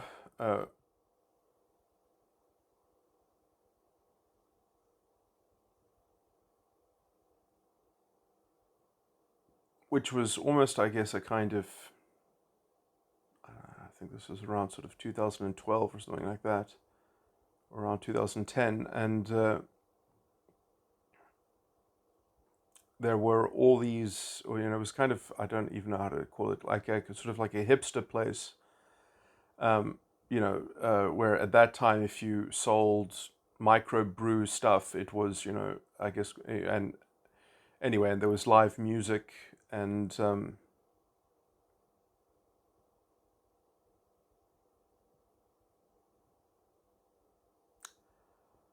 I was there essentially because I was encouraged to be there. I was essentially almost invited to be there, although not being around the people that encouraged me to be there, sort of just encouraged to be there, not encouraged to be there with sort of in attendance of something. And then there was a kind of engineered chance meeting, perhaps.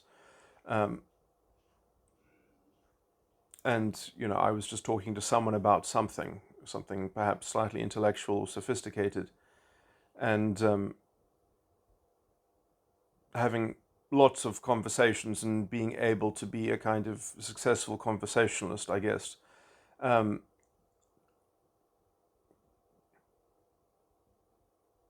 and uh,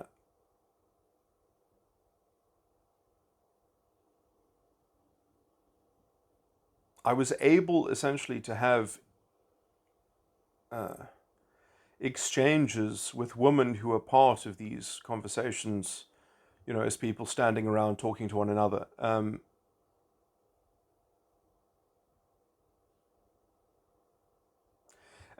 these weren't very dense conversations. These are conversations that people it's almost, I don't want to this is the wrong way to describe it because it gives the wrong impression. It's not a shouting match exactly, but sort of people have to kind of say things that aren't so verbose but are quite condensed. And so you say sort of one or two sentences and the other person has to say one or two sentences. You can't just kind of if you, and maybe you have to sort of go outside or wait in between music to espouse something, and so the exposition is not really done constantly. So it's not such a meaty kind of intellectual dense kind of bandwidth thing, but and when you're forced to sort of what do they say? Brevity is the soul of wit and such. But brevity can also be a kind of a blunt, cutting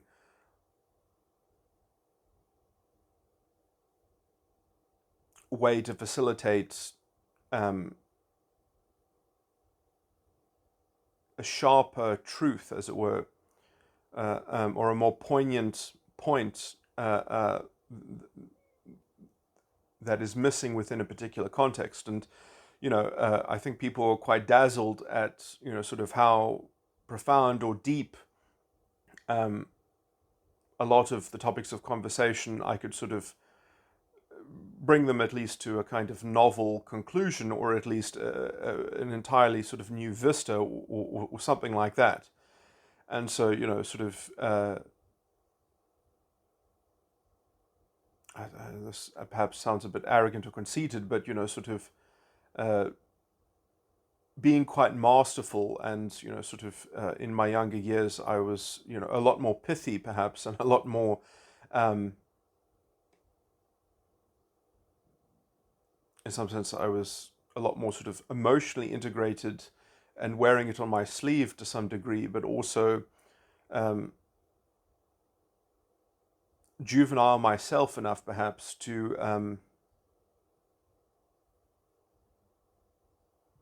have the right mixture of sort of humility about my inexperience with certain matters, and being able to navigate essentially talking about the things in which it's still legitimate to talk about them without knowing everything. Anyway,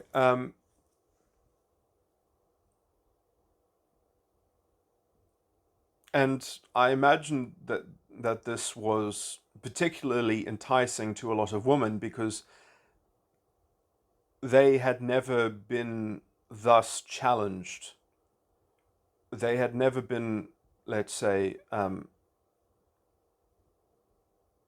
radically perhaps even put down or reframed, or be, kind of tussled about within their own worldview and framework, as it were.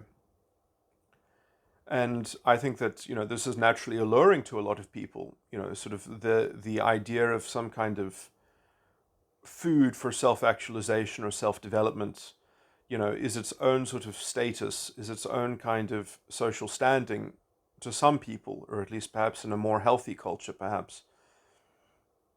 And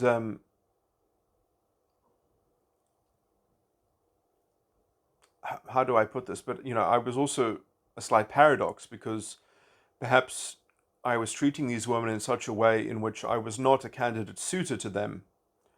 I was essentially, it was, uh,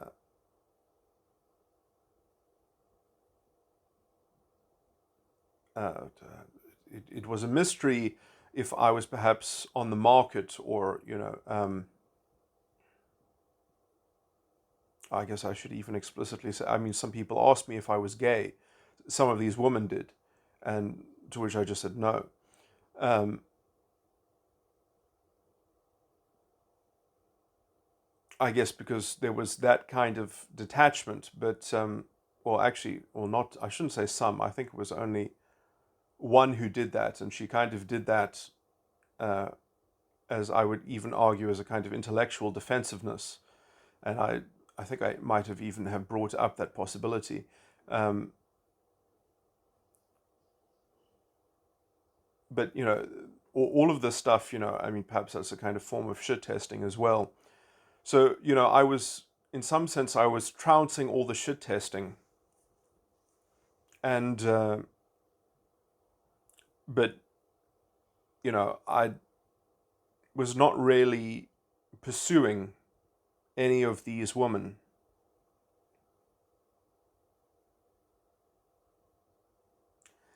And the sort of vulnerable narcissistic ones, the more sort of vain ones, were weeding themselves out in sort of developing a caustic tone against me, and a kind of, and I mean, this happened over the course of more than one visit to this club, as it were.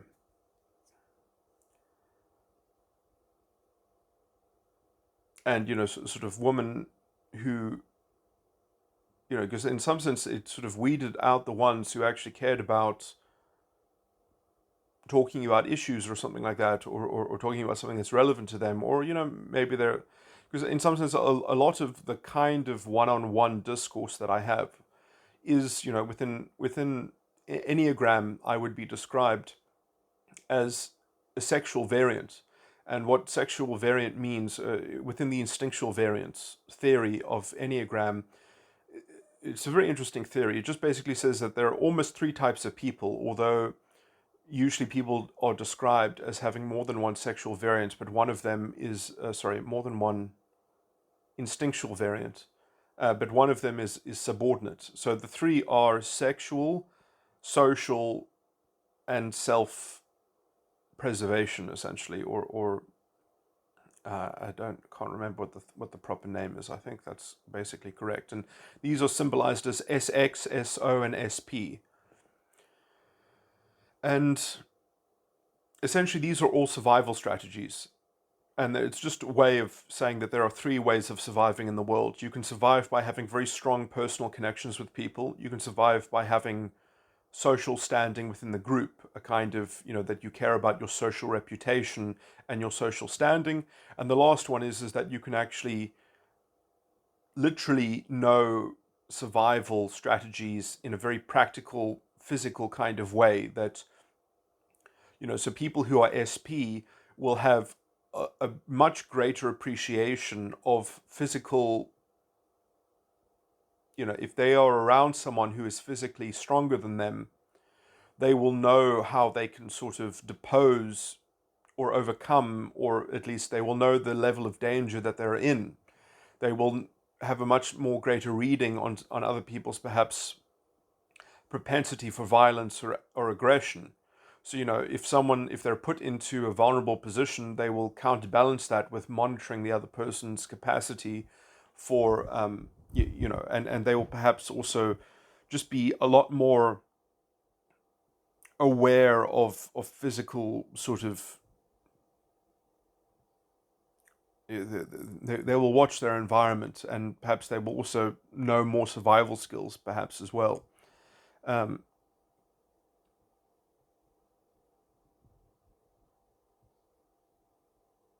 And they will track sort of physical things in the environment and in reality, and they will understand physical things to kind of understand the predicament that they would be in, and they kind of reduce things to that level, to a very sort of practical level. Whereas the SO people sort of reduce everything into a kind of a reputational currency or commodity. And the SX people, in some sense, are, the sexual variant is also called intimacy. So they are centered around being able to look inside people, essentially. So in some sense, there's a natural affinity towards a kind of deeper psychology there. But obviously, being an SX variant means that you are perhaps, if you're forming attachments to people or giving them some insight within self-actualization, it's not so nice to people to then know that there's something in existence that can give them such a great lead in to helping their own self-actualization, but then sort of not being associated with it. There is this kind of sexual component to it, where it's like, well, this is what I would get from my husband, or this is what I would get from a relationship, and perhaps it's no accident that a therapist is the rapist, condensed. I'm talking about the spelling of the word therapist.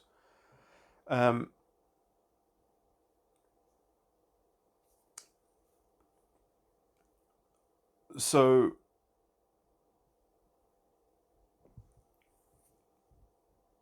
sort of blowing people's minds, essentially, and allowing them to sort of see new vistas and things like that. I mean, is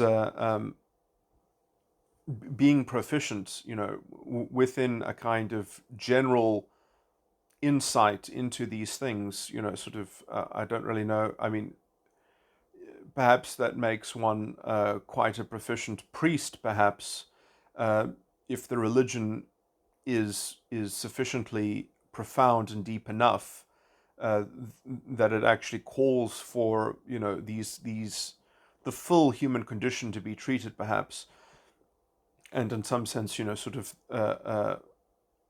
the husband is somewhat the priest of the household as well. So you can see that there are these, but in some sense, this would be the point of a communion, the point of a church, which is something that I didn't quite have in my head at the time of doing this kind of thing.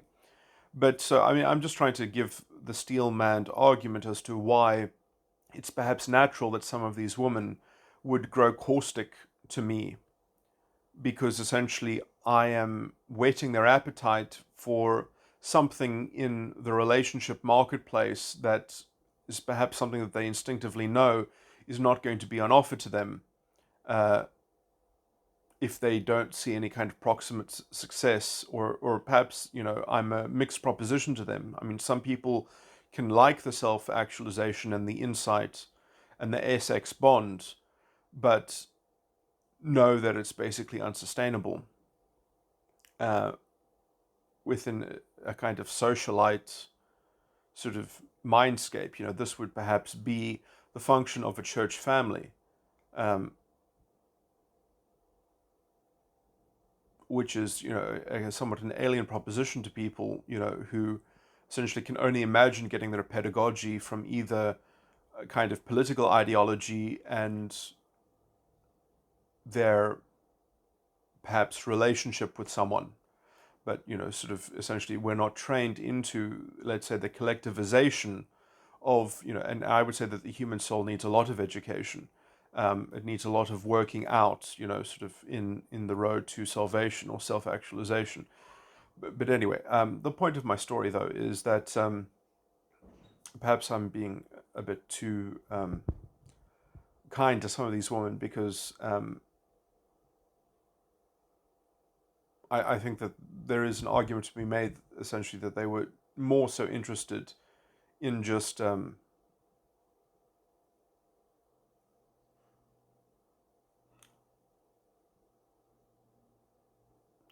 wishing to obtain the dazzling, sort of source of novelty to some degree, but not that interested in it for themselves, as it were, because, sort of, well, I mean, I guess maybe the assumption is that either they're not interested in friendship, or they're not open for friendship, or something like that. Or sorry, either they're not interested in developing friendship, or they don't think that friendship is an offer, or something like that. But in some sense, the irony is that friendship was in some sense all that was on offer, because I was not on the market for a relationship because of my psychological research. But some women and some other conversation partners persisted through the course of returning to this kind of club. And it was interesting because essentially I was particularly pursued by a particular woman.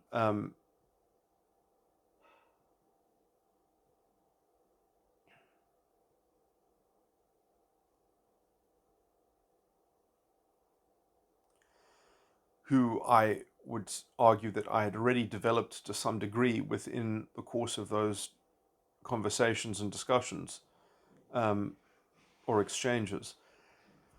And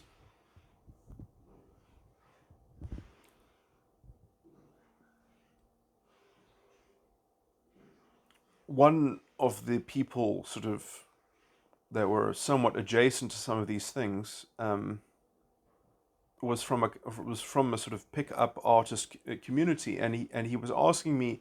He actually said, I know a lot about pickup artistry, and I didn't even know what that what the PUA thing was or whatever. And he just asked me, "What are you doing? Because whatever you're doing, it's working." That's literally what he actually said to me. He said, "What are you doing?" And I said, well, "I don't know what you're talking about." And he said, and then he said, "Because it's working. Whatever you're doing is working. Just tell me what you're doing." And I was like, you're going to have to frame this or contextualize this. I don't know what you're talking about. And he just kind of explained it to me like I was 5 years old. Like, you're portraying, you're doing something that's successful, And then he said, I think I know, like, well, anyway, like, actually, I think the first time he brought this up, we couldn't actually have a discussion about it, also because um, he couldn't properly sort of describe what it is that he was trying to ask me, and I didn't share a frame of reference with him. Um, and I actually gave him some homework. I said, look, find out the closest thing that I am that you think that I'm doing. I said, label me incorrectly what it is that I'm doing and explain to me some concept that you've just labeled me with. Then I'm not telling you that you have to be right with this label, just so that I can get a window into your frame of reference, because sort of you're asking me something that's so vague, it's so nebulous. I have nothing to grasp onto. So that's kind of how I dealt with him. And then he eventually said, okay, well, there are alphas, there are betas, and there are omegas, and you are an omega. But omegas, this is what an alpha does, this is what a beta does, this is what an omega does. You're an omega, and you're losing, and you're supposed to be losing. You're not even supposed to be here, but somehow you're here and you're winning. Whatever you're doing, it's working. You are a successful omega. Like, what the fuck does that mean? It's an oxymoron. It shouldn't exist. And then he actually gave me the definition of omega, and I kind of said, yeah, I agree, I am an omega. And then I explained to him why it was working is because, and this actually developed what was later in pickup artist communities, or at least theory, developed this concept, I think, in somewhat in alignment with what came out of this conversation,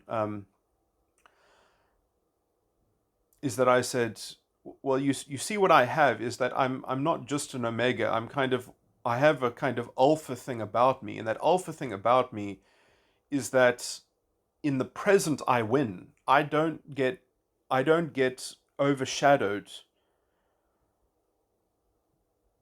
And then he contradicted me. He said, no, but you do get overshadowed because you make concessions, and you make the kind of concessions that mean that you can't be an alpha. And I said, yes, I agree, but I wasn't finished with my complicated thought.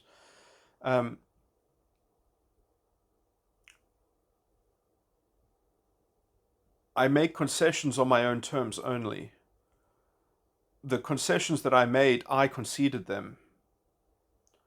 So it is my internal locus of control that has an overriding self-consistency and coherence, and it basically accords to having essentially a dynamic humility, but a profound self-knowledge. And because of that profound self-knowledge, I am undefeated, essentially. And that's what makes me like a pseudo-alpha, is that I'm a pseudo-alpha in my own terms, in my own right. And I uphold that line.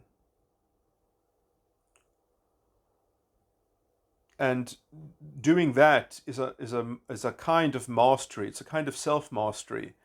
And it's on a different scale to being some kind of other sort of pretentious or superficial alpha.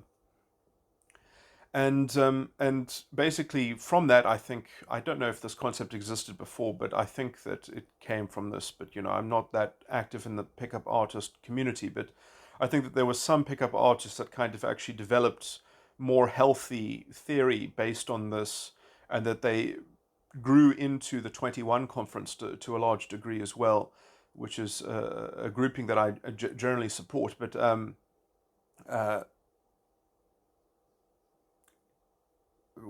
essentially the North Star concept, that a man needs to essentially have a compass that always points true north, essentially. And that is a kind of overriding, I think that's how, but there was actually someone who wrote an essay based on this. I think I helped write the essay, or I gave it to him on a printed piece of paper, and he typed it out into his pickup artistry forum, because I actually said, well, if we're going to discuss this, then I think that whatever we come up to, that you have to publicize it. You can't just kind of keep it secret, or something like that. But and they actually called it something Omega, something like the Omega strategy or the Omega tactic.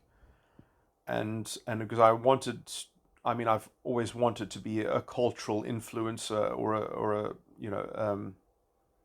somewhat of an intellectual influencer. I mean, that's partly been my work with music and lyrics to a large degree. I mean, a lot of the cultural input that I've generated has been a way for me to try to influence the zeitgeist and to anyway. Let me not get into tangents, but and it's not nice talking about these things because I have no evidence except indirect evidence, which is kind of scant for a lot of these things. But now the culture, I think, has progressed into such a depraved state that it doesn't.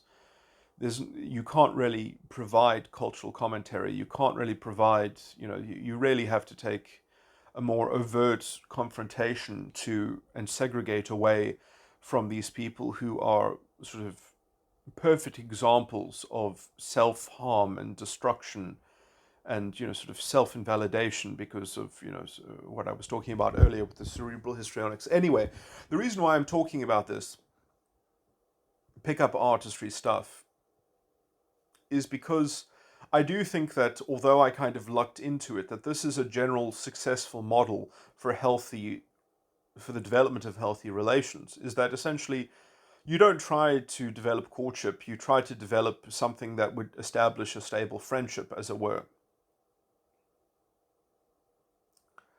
Perhaps that's a lot easier for me to do with my particular skill sets and extreme, because in some sense, I was always going to be some kind of, if I can use the analogy of celebrity, I was always going to be some kind of celebrity in just the immense specialization of my life, essentially, makes me on the same level of, because in some sense, celebrities are social freaks. They stand out. I also stand out, perhaps not because I'm well known, but because of my, incredible specialization. So I have a kind of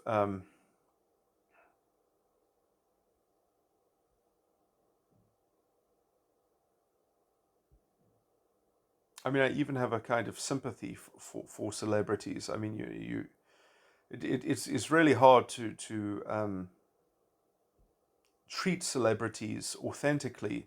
I mean, it's easier for me because I am myself in such a complicated mess, which is similar to how celebrities sort of conduct their lives. Is a complicated mess, and if the more insensitive they are to their own self knowledge of their own complication, they sort of perpetuate their own inauthenticity in some sense, and they are in a kind of artificial sorry they're in a kind of artificial jungle of their own um, that they've devised their own kind of artificial sort of long grass to get lost in, and therefore they're in a kind of authenticity desert, and they don't realize just sort of how thirsty they are, as it were. But it's complicated because they have consolation, they have uh,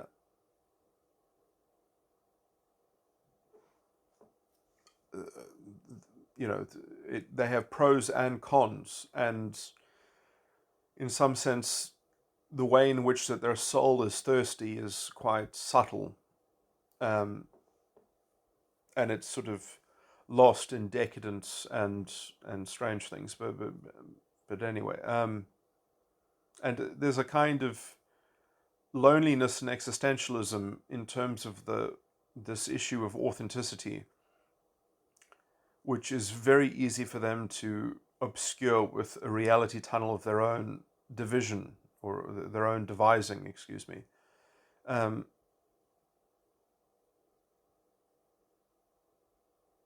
The capacity to distract themselves.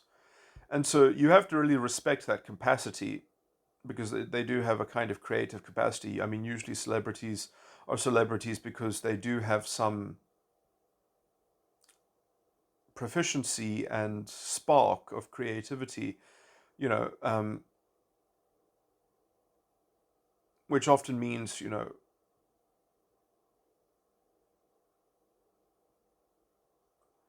the kind of temperance that they need, or let's say the kind of counseling and advice that they need, just in terms of the general concept of temperance, along with the particular kind of authenticity that they actually lack, means that, sort of for them probably to get into a better position, they need quite an immediate mix of, sort of sugar and spice, as it were. Um, in order to temper, the kind of the extravagant complications of their own sort of self deluding, but also the promise of a higher synthesis and integration, which they can kind of already, in a guaranteed way, deliver to themselves some innovation or some, because they have the resources and the capacity to reach out. The problem is that, they don't get their fingers wrapped nearly enough. They don't get their gestures rejected nearly enough to have a kind of authentic conduit in the world, as it were. Anyway, I kind of have the inverse problem of this, which is that I'm sort of drowning in authenticity, but it's all in my own mind. That's ironic. That there's only authenticity in my own mind, because I can't share my stories with other people because they would never believe them, and perhaps also I'd get thrown into an insane asylum and be medicated and drugged out of my mind. So I have a kind of have an exact inverse problem in some way. But that is the life that one leads when one is fundamentally a kind of dependent, and when one has sacrificed so much so that one can only be labeled by society as being a kind of unreasonable sort of crackpot or sort of vagabond, but for the kind of dependency that they enjoy. So, quite the strange sort of inversion of a celebrity. But anyway, well, I guess lots of people could describe themselves as the inverse of a celebrity. But perhaps at least I'll indulge in my self-pity. But to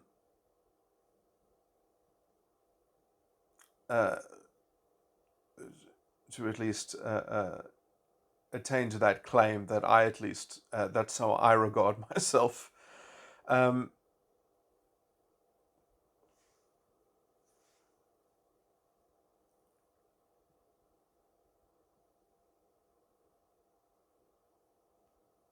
anyway, what I was saying. So, friendship.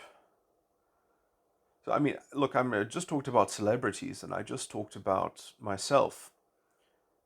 I'm trying to think of the most sort of extreme cases. Obviously, most people in the middle classes, as it were, which is in some sense where we had a much more stable culture when it was the middle class that was exalted.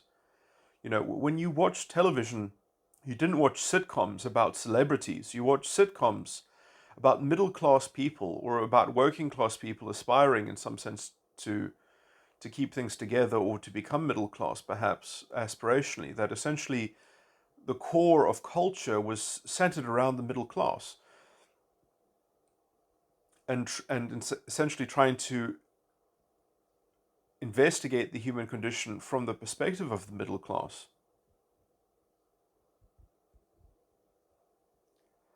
I mean, I remember someone opined to me,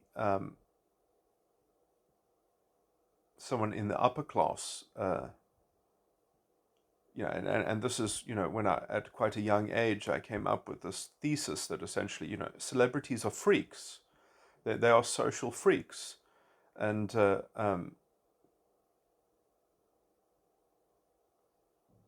especially with how things have progressed, with at least within the liberal order that at least was in some project trying to be developed within sort of the nation state in the modern sort of democratic epoch, as it were.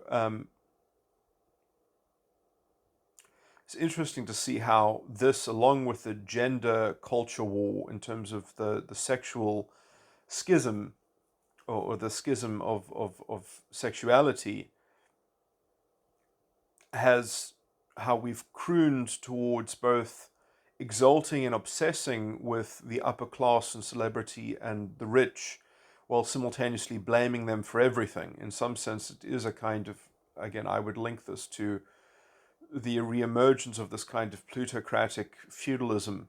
And we are developing, or at least what has been inculcated within the general culture, is this obsession with a kind of false revolutionary consciousness, which is really just a kind of slave morality, which is you take your narrative of symbolic empowerment with or through the identity. You take that idolatry, and we will just pay you lip service and virtue signaling to helping your idolatry out on that. And no one can have an authentic life where they actually navigate as an individual and they actually have an internal locus of control that they are developing, and that they are, at some point I think that the reason why the masculine North Star pickup artistry Omega strategy works is because that is the mark of a true archetypal source of integrity, which is, in some sense, perhaps what a woman is waiting for. In some sense, a woman is trying to perhaps be slightly precocious, but is really not trying to finish herself in her, but trying to operate as someone who can be complementary to somebody else's integrity. And so, in some sense, trying to develop a self-consistency and a self-knowledge, but not projecting it on the outside, keeping her cards close to her chest, as it were, on the inside. And, in some sense, I always thought that, in courtship, it should be women that approach men to ask them questions, not men who approach women to get shot down. Because it's really the woman who should be testing for what they're testing for.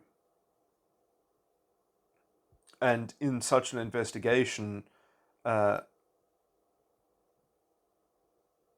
if a woman is going to sort of play her cards close to her chest in terms of her own preferences, but there's a kind of biological imperative here that women want to have recourse to a larger dating pool than men, because this is somewhat biologically encoded to some degree. Because if a woman associates herself for love purely, but he doesn't have the material means for them to start a family, then she's somewhat gambling her fertile years away, being tethered to a man, waiting perhaps before starting a family. That's, at least on some level, undesirable or suboptimal. Which is why, obviously, it's better if, people are economically independent sooner, because then we can sort of level the playing field within courtship.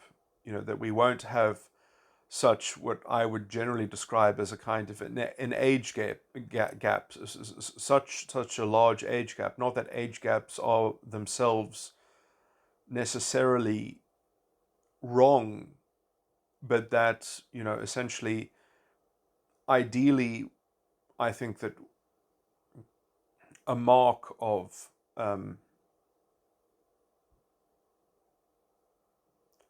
stable gender relations would be essentially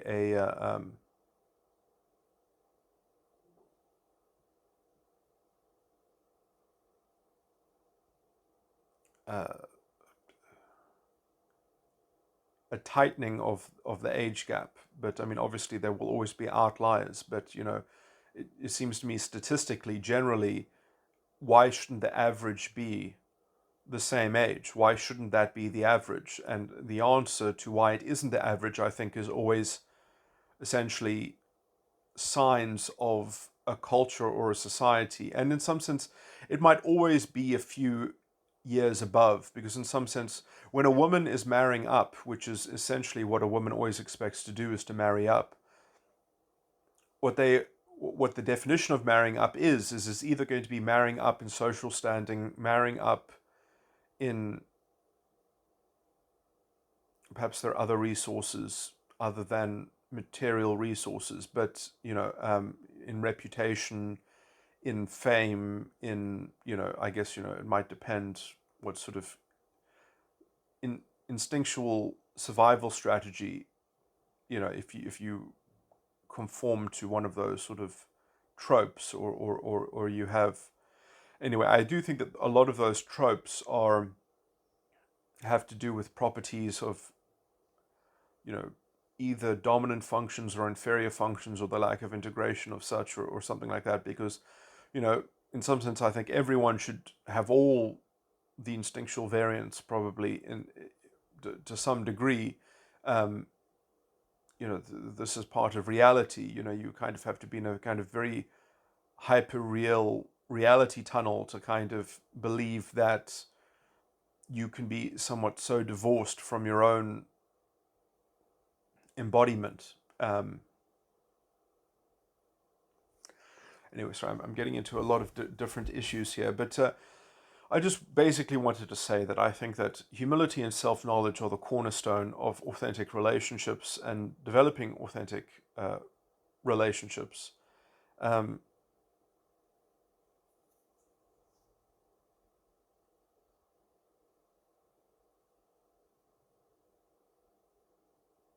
And I'm not trying to sort of say that you can't be proficient at something, and that you can't have accolades, and that can't be an attractive thing, as it were. I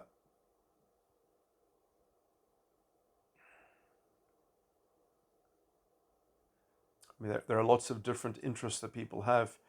There are lots of different people that have different passions for different things, that want to make progress on different metrics, that aspire to different things. I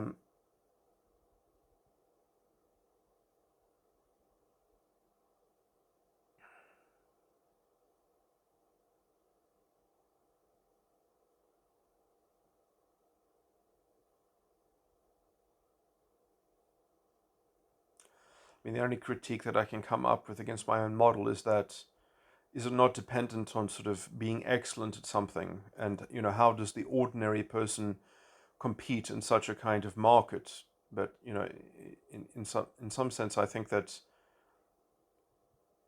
self-knowledge and humility, on some level, is both a very high bar and a very low bar. It's somewhat both. And there's a kind of individual charisma which can be developed out of that, which perhaps means that you end up realizing that there are actually smaller dating pools than one considers, when one realizes that there is a huge scope of individualism or individual style, and perhaps even metatype itself, that actually the dating pool for some people is actually quite small, when you consider that when you're actually looking for proper synergy, when you're actually looking for proper compatibility on the level of personality. And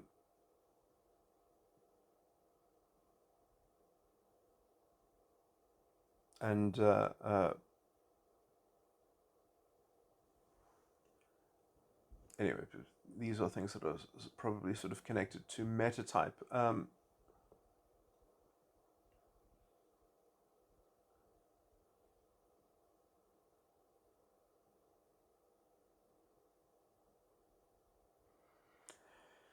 And when people are more interested, perhaps, in this deeper layer of authentically connecting,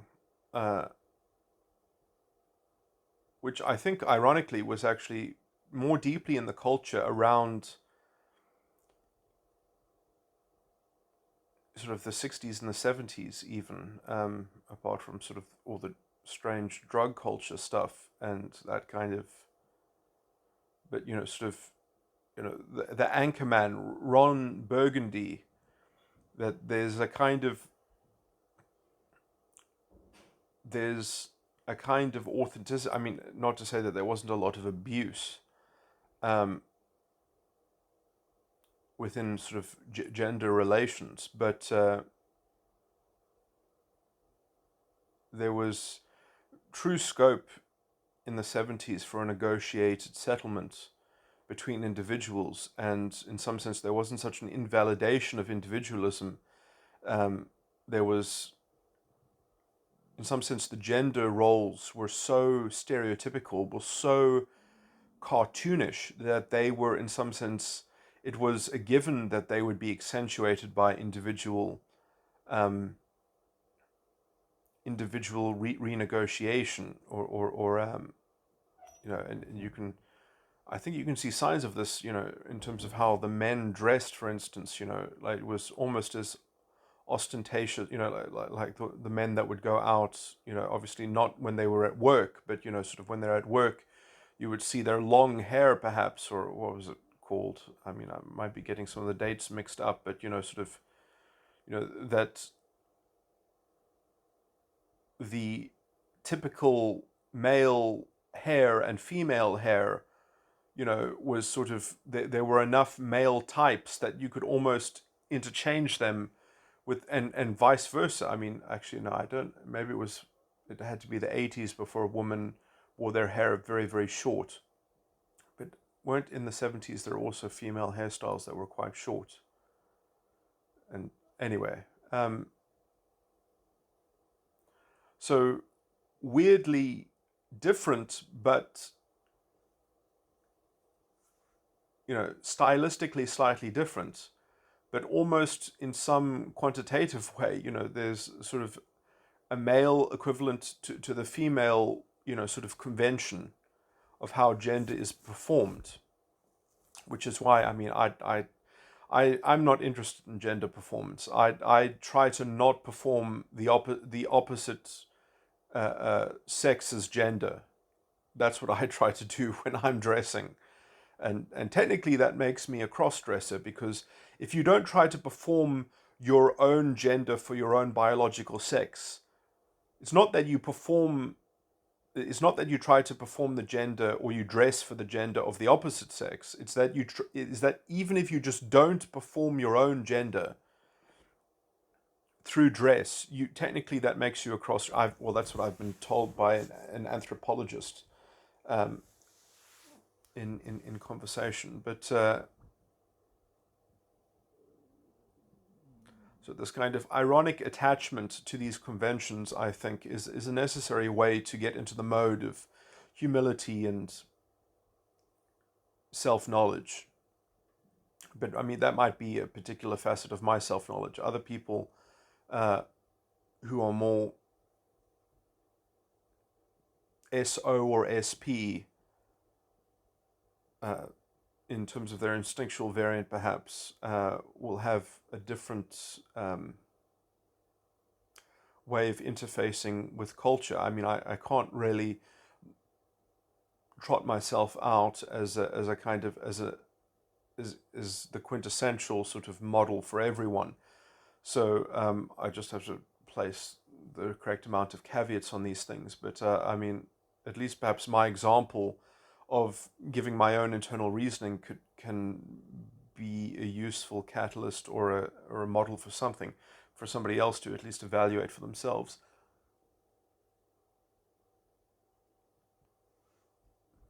Perhaps how they wish to pick and choose some of the things, it would be nice for me to interact with that, to contend against it, perhaps, because I mean, probably the person whose arguments I interact with the most are probably the kinds of things that come out of the mouth of Paul van der Klee, but he doesn't really talk about these things. He talks about sort of other things which are quite remote from at least where I have taken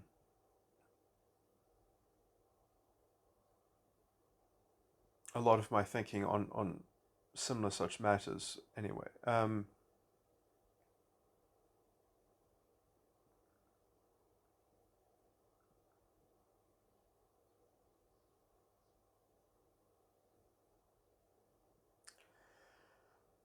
But yeah, sort of being realistic about how money plays a role, or how resources play a role within courtship and within viability. I mean, this is also why I've never really engaged in trying to forge a relationship. I mean, it would be wholly irresponsible in some sense. Now I'm certainly old enough, but also remote enough in my material means that it's somewhat precluded really from having a successful or a kind of hopeful relationship, unless I marry someone who is or unless I radically change my fortune in real life and marry someone or win the lottery, I guess, perhaps. But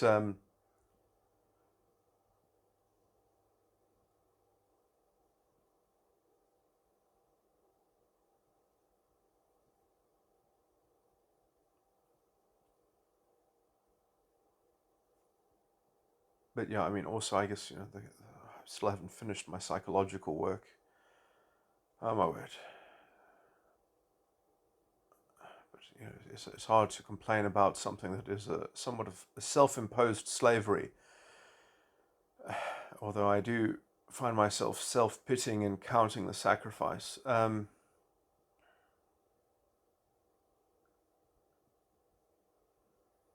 Anyway, let me stop lamenting. It's not a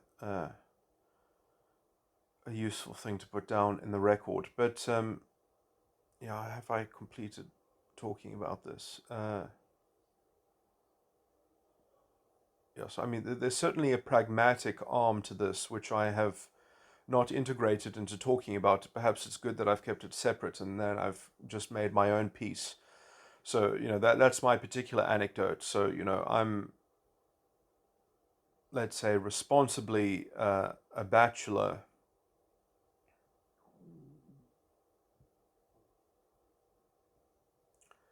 And perhaps somewhat salty about it, I guess, or bitter about it.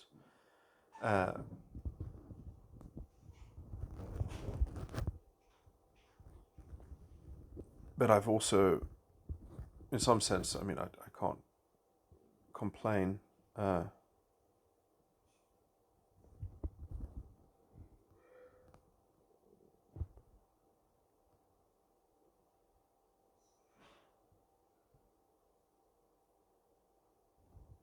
Except that I sort of did it winning. Except that I did it willingly, I guess, or I can't really blame somebody else. I have to kind of, which I mean is not really a great consolation, but it does mean that I can sort of retain my internal locus of control. Although my self-consistency is slightly confused in the sense that that I am my own antagonist. It puts me in slight odds with myself. But and I'm kind of literally. This keeps on returning to me. Within the fifth element, there is the scene near the end where the fifth element asks, like.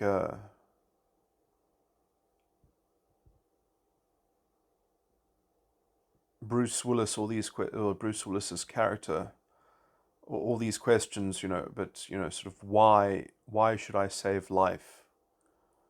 But I guess this is my Messiah complex showing up, and I guess I have to actually be a successful Messiah before I can sort of pretentiously deal with the trade of having a Messiah complex. Yeah, I mean, it's also interesting because, I've been thinking about a lot of my political arguments and about how essentially, although I have a preference for having society structured in a particular way, it's not technically a necessity within my own personal beliefs. This can be conducted purely on the private scale of, it can be inculcated within a kind of religious or private education into morality. In some sense, I have a preference about how the state should be organized within a republic and within a supreme constitution and a proper justice system that has a self-consistency. But that's a preference. I could do with trying to create a school for children and trying to create an education system or philosophy and trying to promote my own understanding of the doctrine of Christ and being involved in a church, sort of that's, you know, I could try to do both, but essentially, I've been focusing on the one because that I consider to be the most proximate pressing, let's say, pressure on the zeitgeist and issue of our times.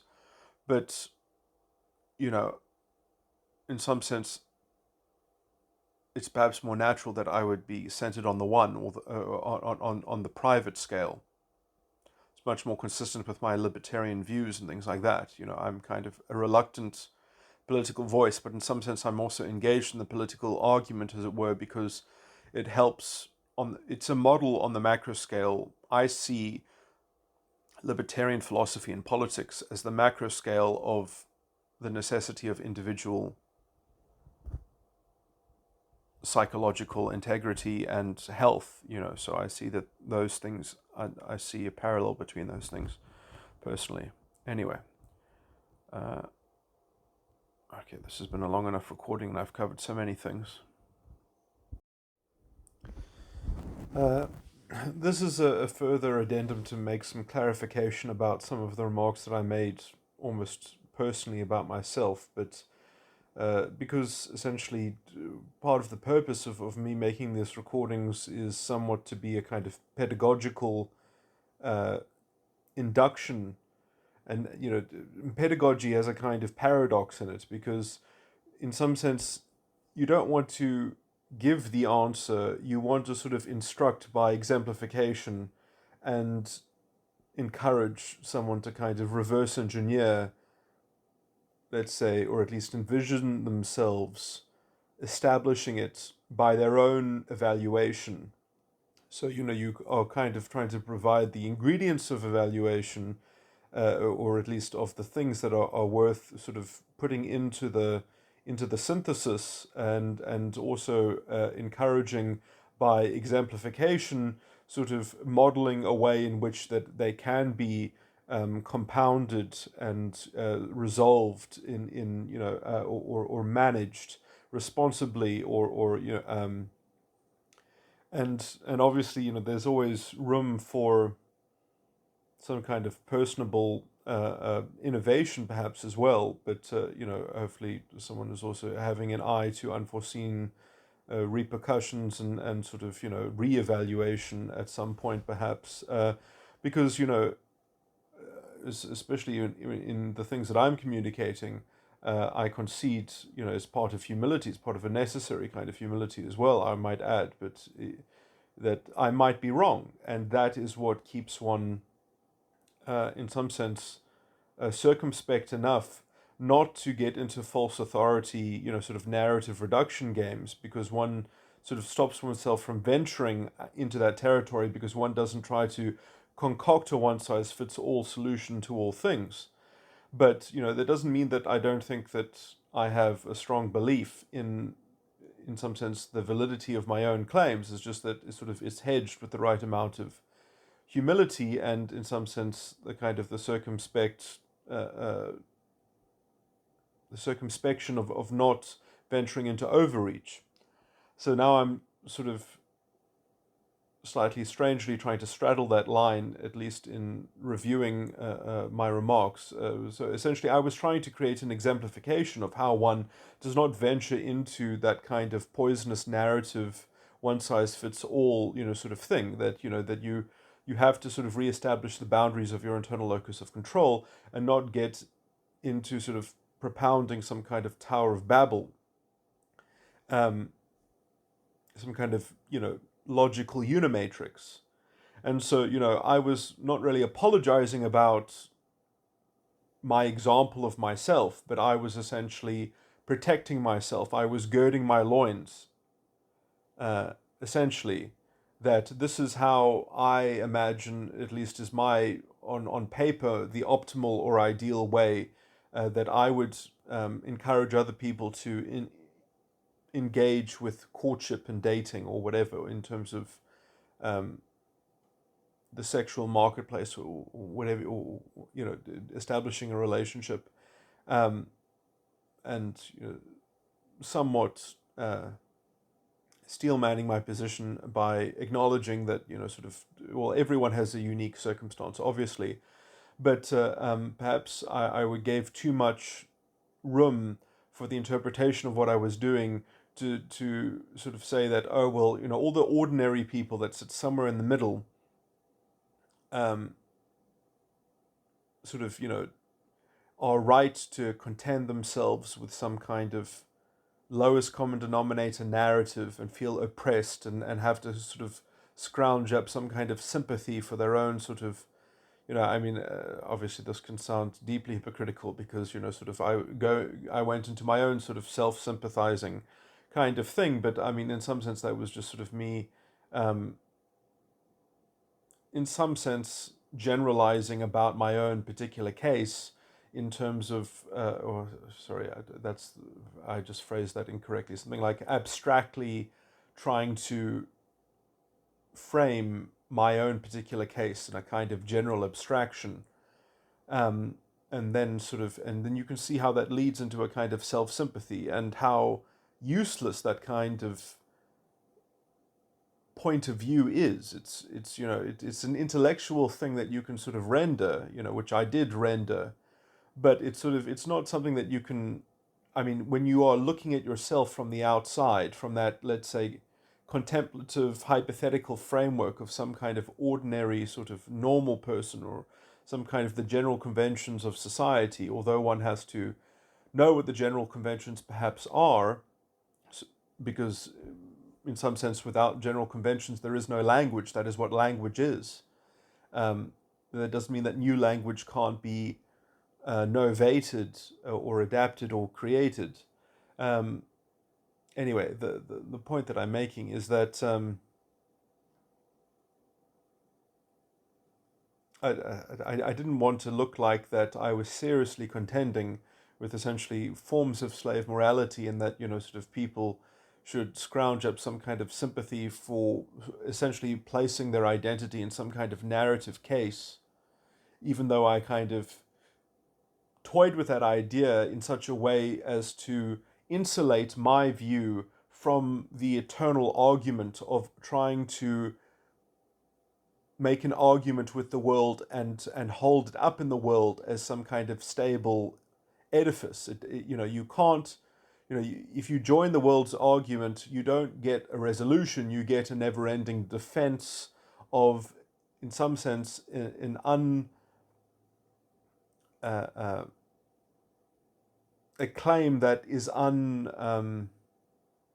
I can't think of the word, but essentially it can never be properly substantiated, or it's unsubstantiatable, So you end up with a very kind of strange kind of way to keep on shoring up and bolstering your sort of excuse making or whatever. All the while, all of that is a huge diversion and distraction from actually living your life to the fullest. And in some sense, perhaps one can be of two minds of this to some degree before the world inside of you has been properly culled, as it were, or properly contained.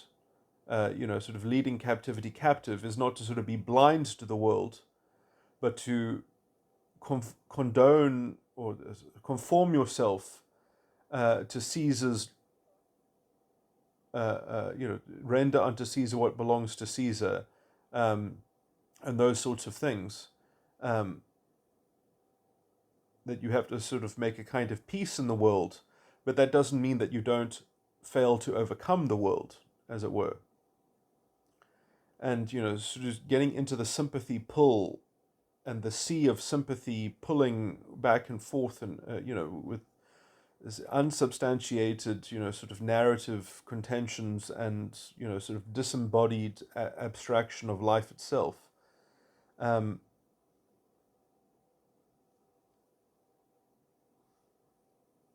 in some sense, I said those things because um,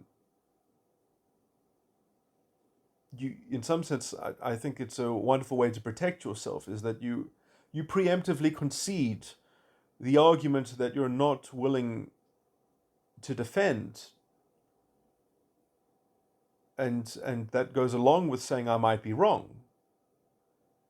And so you concede, yes, I might be wrong. I'm not conceding that I might not be wrong. Sorry, I'm not arguing that I might not be wrong. Therefore, don't try to have that argument with me. Don't waste my time with that kind of argument. That's not how real intellectuals argue anyway. They don't argue over skepticism and hard skepticism, because hard skepticism can find a foothold in anything and anything. Everything and anything can have a kind of hard skeptical, but the amount of sort of the incredulity that you have to kind of harden your heart towards mustering, in terms of contending. You really have to have a kind of a complete blind faith, dogmatic, essentially to say no, I might not be wrong. I certainly am not wrong, and there's no even possibility that I am not wrong, which is paradoxically what skepticism ends up embodying itself. Skeptics try to sort of always, this is how they get away with their putrid worldview, is they basically say, oh, I'm just looking for certainty in the world. All I want is a cudgel that I could use to beat up anyone, that I could use to put anyone in their place. That's all I want, is an unstoppable force. All I want is essentially the narcissistic holy grail, that I would essentially be an immovable object, and everybody else, would have to bow before the force of my certainty. That's what the skeptic really wants, essentially. And playing into essentially the sympathizing with the skeptics, sort of excuse making and rationalization as to why he just wants essentially something that can overcome these obstacles, because if it can overcome these hard obstacles, which is the reason why we can't have nice things. So let's all meditate together over how substandard we are and suboptimal we are. I don't get into any of that. I just, oh yes, I know I might be wrong. Don't tell me about it, because there's nothing more to be said about that. And if you want to get into the skeptical, sort of grifting and narrative sympathy market, I've found a way to sort of punch above that, or maybe that's the wrong phrase, but essentially to mitigate, sort of wasting my time with that. And sadly, this doesn't connect with a lot of people, because a lot of people essentially, they have this sadistically edged animosity woven into their pseudo-intellectualism, as it were, and in some sense, they know when someone isn't taking their baited hook, that they can't get any kind of reactive, parasitic, kind of energy from feeling the friction of essentially, the commotion that someone has in sort of. I'm going to make a political recording sometime soon, but it's interesting that there's a version of this which is which is sneakily hidden within the kind of the identity politics thing, although people sort of know about this somewhat psychologically, intuitively, they get a sense of this, is that often what's happening in identity politics is this kind of narrative witchcraft in which they are taking separable issues and they are dogpiling someone, they're hounding someone with these separable issues simultaneously. And they are kind of, these simultaneous issues have connected themes and perhaps even connected semantics and connective words. And so they'll ask you a question related to the one issue, you'll answer it connected to the one issue, and then they'll take that answer as a response to a completely separable issue. And then they will, so they'll kind of conflate and they'll pick and choose and they'll be able to sort of cherry pick the narrative framing of how what you say falls foul of the one issue or the other issue. And they can only get away with this because they can essentially conflate the issues, and they've got a kind of worldview that lets them play this kind of semantic narrative witchcraft. They can play with words and they can play with implication and association and rationalization, because essentially they've got a kind of oversimplification of everything and anything, because it only matters about the effect. It doesn't matter about the fidelity or the integrity of the thinking process, as it were. So, their principles are all about, sort of maximizing some strange metaphor. They kind of get away with this because essentially they only care about the symbolic empowerment of the identity, and the identity is already an abstraction, and symbolic empowerment is already a kind of metaphor. So you've kind of got a metaphor of an abstraction. It's kind of like, that's itself a kind of abyss. That's a kind of a paradox that has no resolution, because it's a metaphor of a metaphor on some level. It's like a double negative. It just kind of, you think that you've created a positive value because you've got these two negative sort of abstract disembodied things that are sort of multiplying one another, or that are sort of compounding with one another in such a way, and then you think you've constructed a positive thing out of these two negative things. I'm using a kind of mathematical analogy here, but it's just delusional thinking. It's just psychologically, and they're using this magic essentially to conflate things as they so wish, so that they can kind of garner a kind of psychological food from forcing other people to contend with this cognitive dissonance. So if you contend with the cognitive dissonance, then they don't have to think about it, because they are using it to agitate in the world, and so that way they spread the disease of an external locus of control, of a kind of a loss of basic boundaries, of a loss of principles. All of that just gets conflated into their associative rationalization sludge, essentially. Anyway, but I'm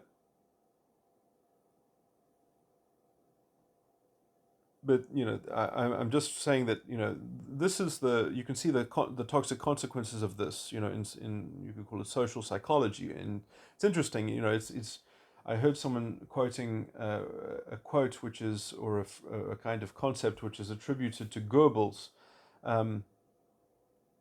and the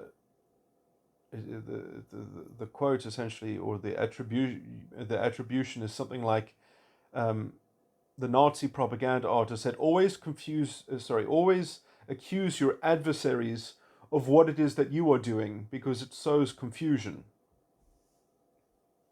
So you preemptively accuse your opposition of doing what it is that you are doing, so that when they deny it, or when they say, no, you're doing it, then, you've kind of preemptively got them on the back foot, because they have to kind of then provide a robust explanation of everything and anything in order just to kind of contextualize or to prove their counterclaim. They have to kind of reestablish the baseline of reality before they can even get into explaining their counterclaim. Puts them on the back foot so much, essentially. And that's essentially also how they steal, as in they jealously guard their chairmanship, their unilateral dictation of the narrative. By playing this dirty game, this intellectually dishonest game, by essentially holding the default orthodox position, and essentially in a kind of covert way imposing an untoward burden of proof. but sort of they don't care about fairness because morality for them is just the consequence of their abstraction of sort of the symbolic empowerment of the identity. That is their north star, and that swallows up all other principles, and everything else is just a means to that end. And so they actually quite like gerrymandering reality. They like creating illusion. They like essentially destroying the concept of truth, and they like reducing it into a kind of relativism which they can only contend with in a somewhat of a hypothetically workable way, because it's grafted around their identitarian cause. And so without that agitation, without that sort of antagonism against their authoritarian cause, they have no sense of cohesion. They have no sense of forward propulsion as well. Sorry, the electricity just turned out, but anyway, making a voice recording on my cell phone. Anyway, sorry, this is a bit of a tangent, but again, I mean, there is a version of this in which you must not join the world and the dominion of the world and the contest of the world, but you still have to rend unto Caesar what belongs to Caesar. And in some sense, in terms of how the individual keeps themselves clean of this kind of self-deception as well, which is also a kind of hubris, because then you lose your proper humility. You lose essentially being able to concede, I might be wrong. Yes, you say I might be wrong, but I believe that I'm responsibly and reasonably looking at things. Do you have, a part of the picture that I can't see? Let's then think about it together. There's a kind of cooperative coordinate. There's an impetus towards essentially that when we win, we don't win because of one person. We win because of a kind of cooperation and coordination. We win together. This is why people always say, glory be to God, because God, in some sense, when he works through people as well, it's not just an individual, as it were. It's like the individual is only successful because of the shared understanding in a kind of, in the same primordial sustenance of our own individual spiritual essence, as well. So when all glory goes to God, there is this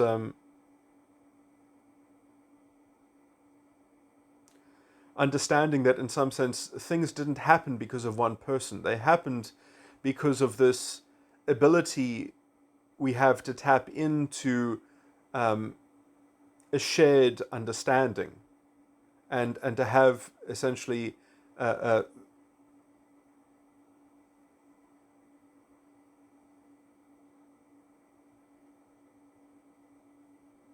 the kind of standing that we spiritually inherit from the same spiritual father, God, is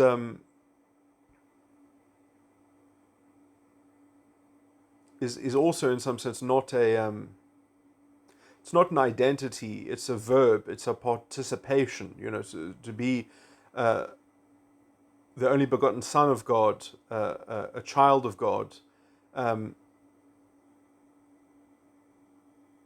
is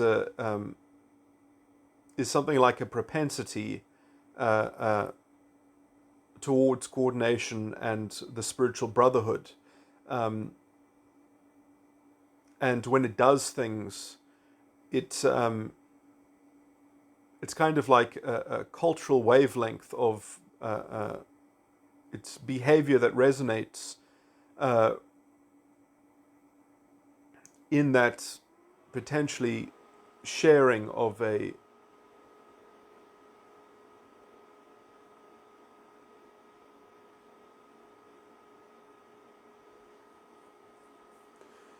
or I mean, I guess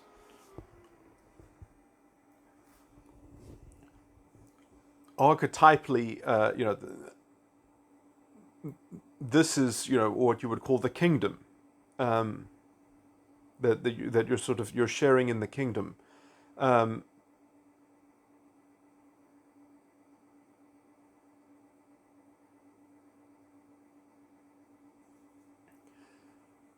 so,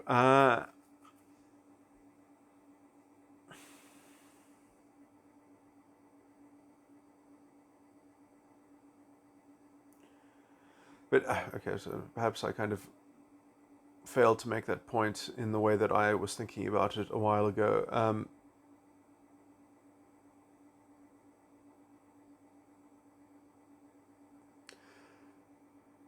That because in some sense, I've said all of this to sort of try to dovetail with the contrast with the argumentation, which requires a kind of particular sympathy. Whereas, uh, when people do quite great works that seem to be spiritually um, imbued with, sort of great spiritual gifts and things like that, uh,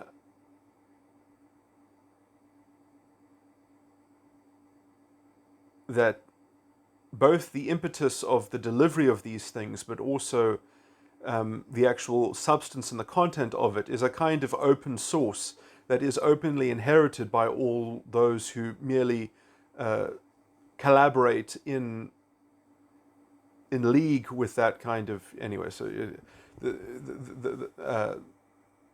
that in some sense inhabit the kingdom, and they spiritually inherit this treasure, as it were.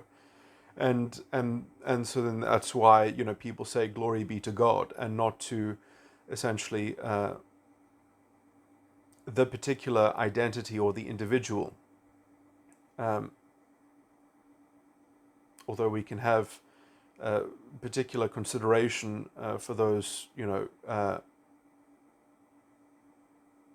render the work, and particular appreciation, and that appreciation is not ideologically prescribed. It's sort of it's contextually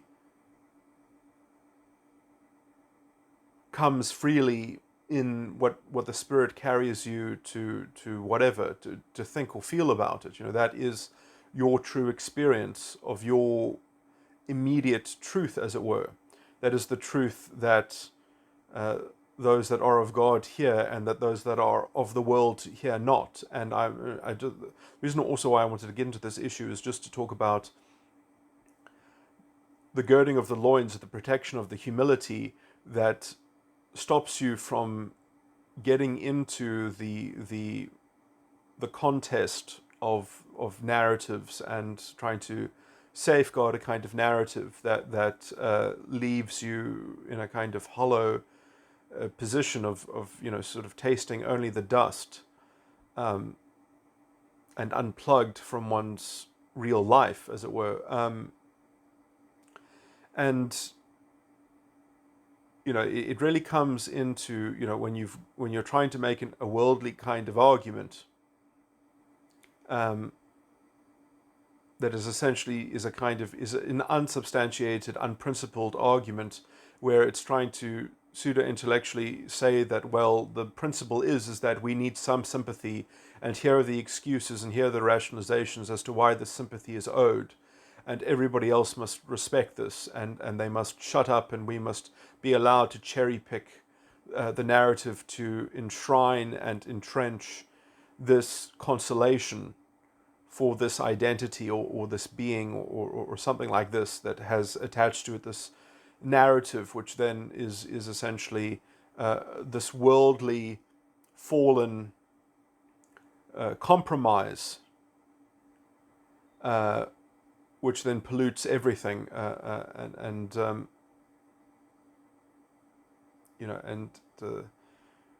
the symbolic empowerment of the identity is essentially almost quintessentially the meaning of idolatry. It is almost the archetype of idolatry itself, within the context of a psyche, within the context of an individual incarnated spiritual being. Symbolic empowerment of the identity is essentially what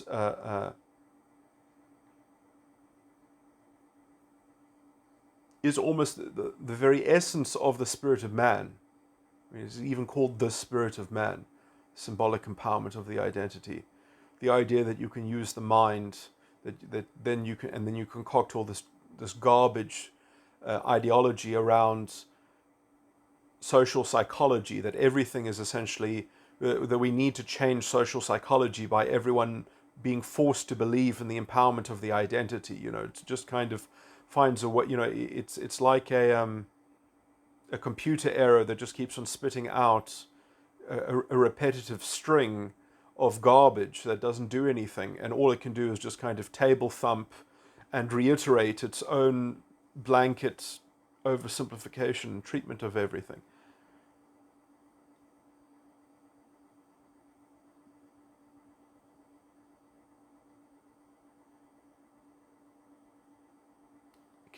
It can only continue to sort of self-identify and self-define itself in a way that it tries to sort of tries to shore up its own imposter sense of integrity, and then it has to force everybody else to play along and associate with that imposter sense of integrity because of how brittle and hollow the whole project is. And it's just it's a sympathy requiring an ever expanding, accelerating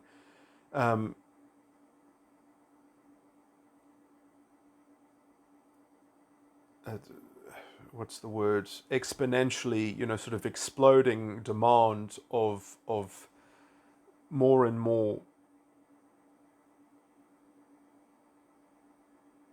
control and subservience of everything that hasn't already aligned itself with it.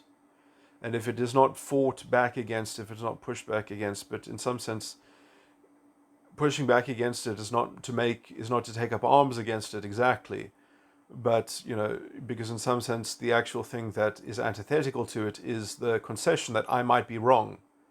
Yeah, I actually concede that I might be wrong, and so because I might be wrong, I don't even venture into that kind of narrative witchcraft and contestation. And I watch the people who do and just kind of tell them what I see about what it is that they're doing. And maybe they can see the light of that perhaps, and the reason and what they've lost. But the problem largely also in contending against these people is that you can't win them over by winning an argument, because what has probably happened in almost all of these cases, there's very few cases in which this isn't true. The only cases in which this isn't true is probably if you're very young, if you're like 12 years old and you're looking at this for the first time and you're trying to get a sense of this your own self and you experiment with it a little bit. But as soon as you get a little bit older or you start using it for any period of time, the innocence is immediately, very quickly displaced by nescience and bad faith and blatant intellectual dishonesty, essentially, and a kind of very perverse, psychological, sadistically edged animosity. Sorry, there's also another point to say about it. But anyway, let me not dissuade from my own other point here, is that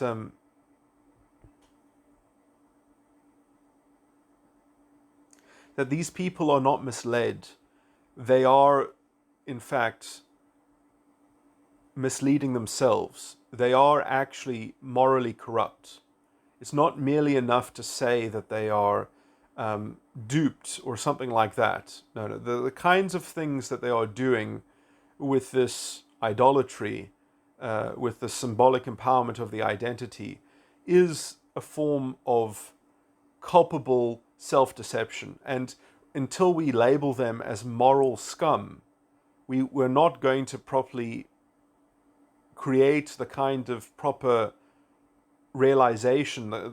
We're not going to reach a baseline of reality in which these people can actually stop doing what it is that they're doing, because the reason why they persist is because no one morally indicts them and they get to morally indict whoever they want. And other people can only defend against them, but they're the only ones who are actually leveraging the pitchforks, as it were. And because there's no moral argument being thrown back at them, essentially they are getting away with the grand narrative heist of replacing accountability with ideological witch hunts, essentially, because those are the things that we hear about in the media, is the ideological witch hunts. And you can see it how they try to dismiss the people that try to undermine their narrative, because they just dismiss the people. They try to quite heavily dismiss the people that undermine their narrative, and then they make very stupid, intellectually dishonest arguments where they cherry pick facts or they cherry pick interpretation of principles in order to try to make it, to try to shore up and try to cast doubt at people that try to shed some light onto them. But the problem, the reason why the light doesn't stick is because it doesn't come attached with a moral indictment against these people. I've seen Trevor Noah toy around and play around with gerrymandering the truth, when he's interviewing Dan Crenshaw and things like that. And I actually get annoyed that Dan Crenshaw doesn't come against these people hard enough. I mean, I understand that in some sense the culture war is still not being properly contended, as it were, until we can have a proper anti-woke movement, till we can have actual marches, and it's not enough to be classically liberal. You have to be principally anti-woke. Then you're one of my people, I would say. But or you're one of the people that I want to be a part of, as it were. The principally anti-woke. Very few. I mean, there are people who find them disgusting, but they're not principally opposed to them. There are lots of people who despise the woke, but aren't principally anti-woke. They have somewhat given up on principles themselves. They have succumbed to their own kind of, perhaps even juvenile sort of kind of nihilism as well, because they think that there's only some kind of worldly argument to be had, or something like that. But there is, I believe in the moral indictment against these people, and I can also say that and say that I might be wrong. In anything and everything, I might be wrong. I don't believe that I'm wrong, but I have an internal locus of control that has its own humility, and I believe that these people need to be morally indicted. All of these things are self-consistent and can be coherently held together. And then I don't have to fall into the clutches of their narrative towers of Babylon and sort of strange contrivances and sympathy, because if they don't see that you are also using some kind of sympathy heuristic or reduction or kind of logical unimatrix, then they really have no power over you, because as soon as they realize that you're doing something like them in terms of just fudging things towards some outcome, then essentially they can say, well, look, we've got the one ring to rule them all. We've got the symbolic empowerment of the identity. Oh, you also believe in the symbolic empowerment of the identity. You just have a different kind of identitarian proclivity, perhaps, and this is why I don't like people who are the guardians of tradition. We need to be the guardians of principles and morality. And we need to reclaim moral language, and we need to also reclaim justice. But that is somewhat problematic in a lot of places, in which justice itself was never in an optimum state, or in a properly mature state, as it were. That it didn't provide enough of an impression, or of a reflection into the iniquity of the rule of man, and into the iniquity of the lack of accountability, and always being able to sort of pass the buck on towards just repromulgating the law, because then you never have to worry about not even having a proper rule of law and getting the law principally correct and having the right substantive values and things like that. And only the places that have a full set of substantive values and principles have really the hope within which to synthesize a principled reconstitution and defense against this scourge that we face today, this moral scourge.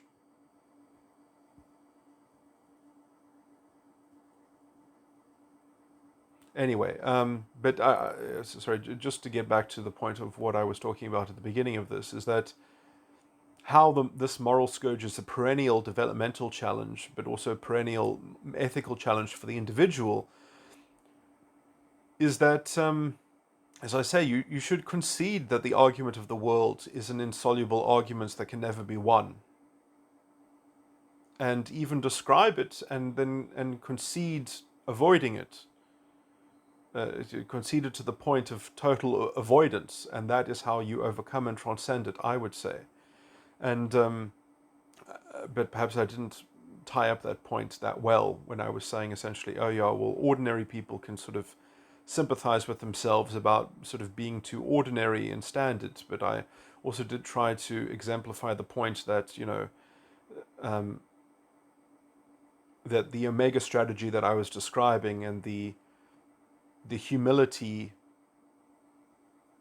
and man, I always forget this phrase, the humility and self-knowledge, the humility and self-knowledge and self-awareness core of your authenticity gets sullied by the disembodied narrative framework of your identity, or putting yourself into a box, as it were, of being ordinary or too normal or something like that. And in some sense, as soon as you lose your authenticity, you also lose your eyes on engaging in the real world. You close your spiritual eyes, as it were, as well, and you're looking at yourself like in third person, from some kind of ideological framework, and you're constantly sympathizing with yourself, and you're looking above and behind yourself. You're looking at yourself from a disembodied perspective, and you are locked into that framework. Instead of understanding that you've chosen to put yourself there, you think that, oh well, it's just this framework or a slightly adapted framework of the same kind of composition, and you are stuck in that sort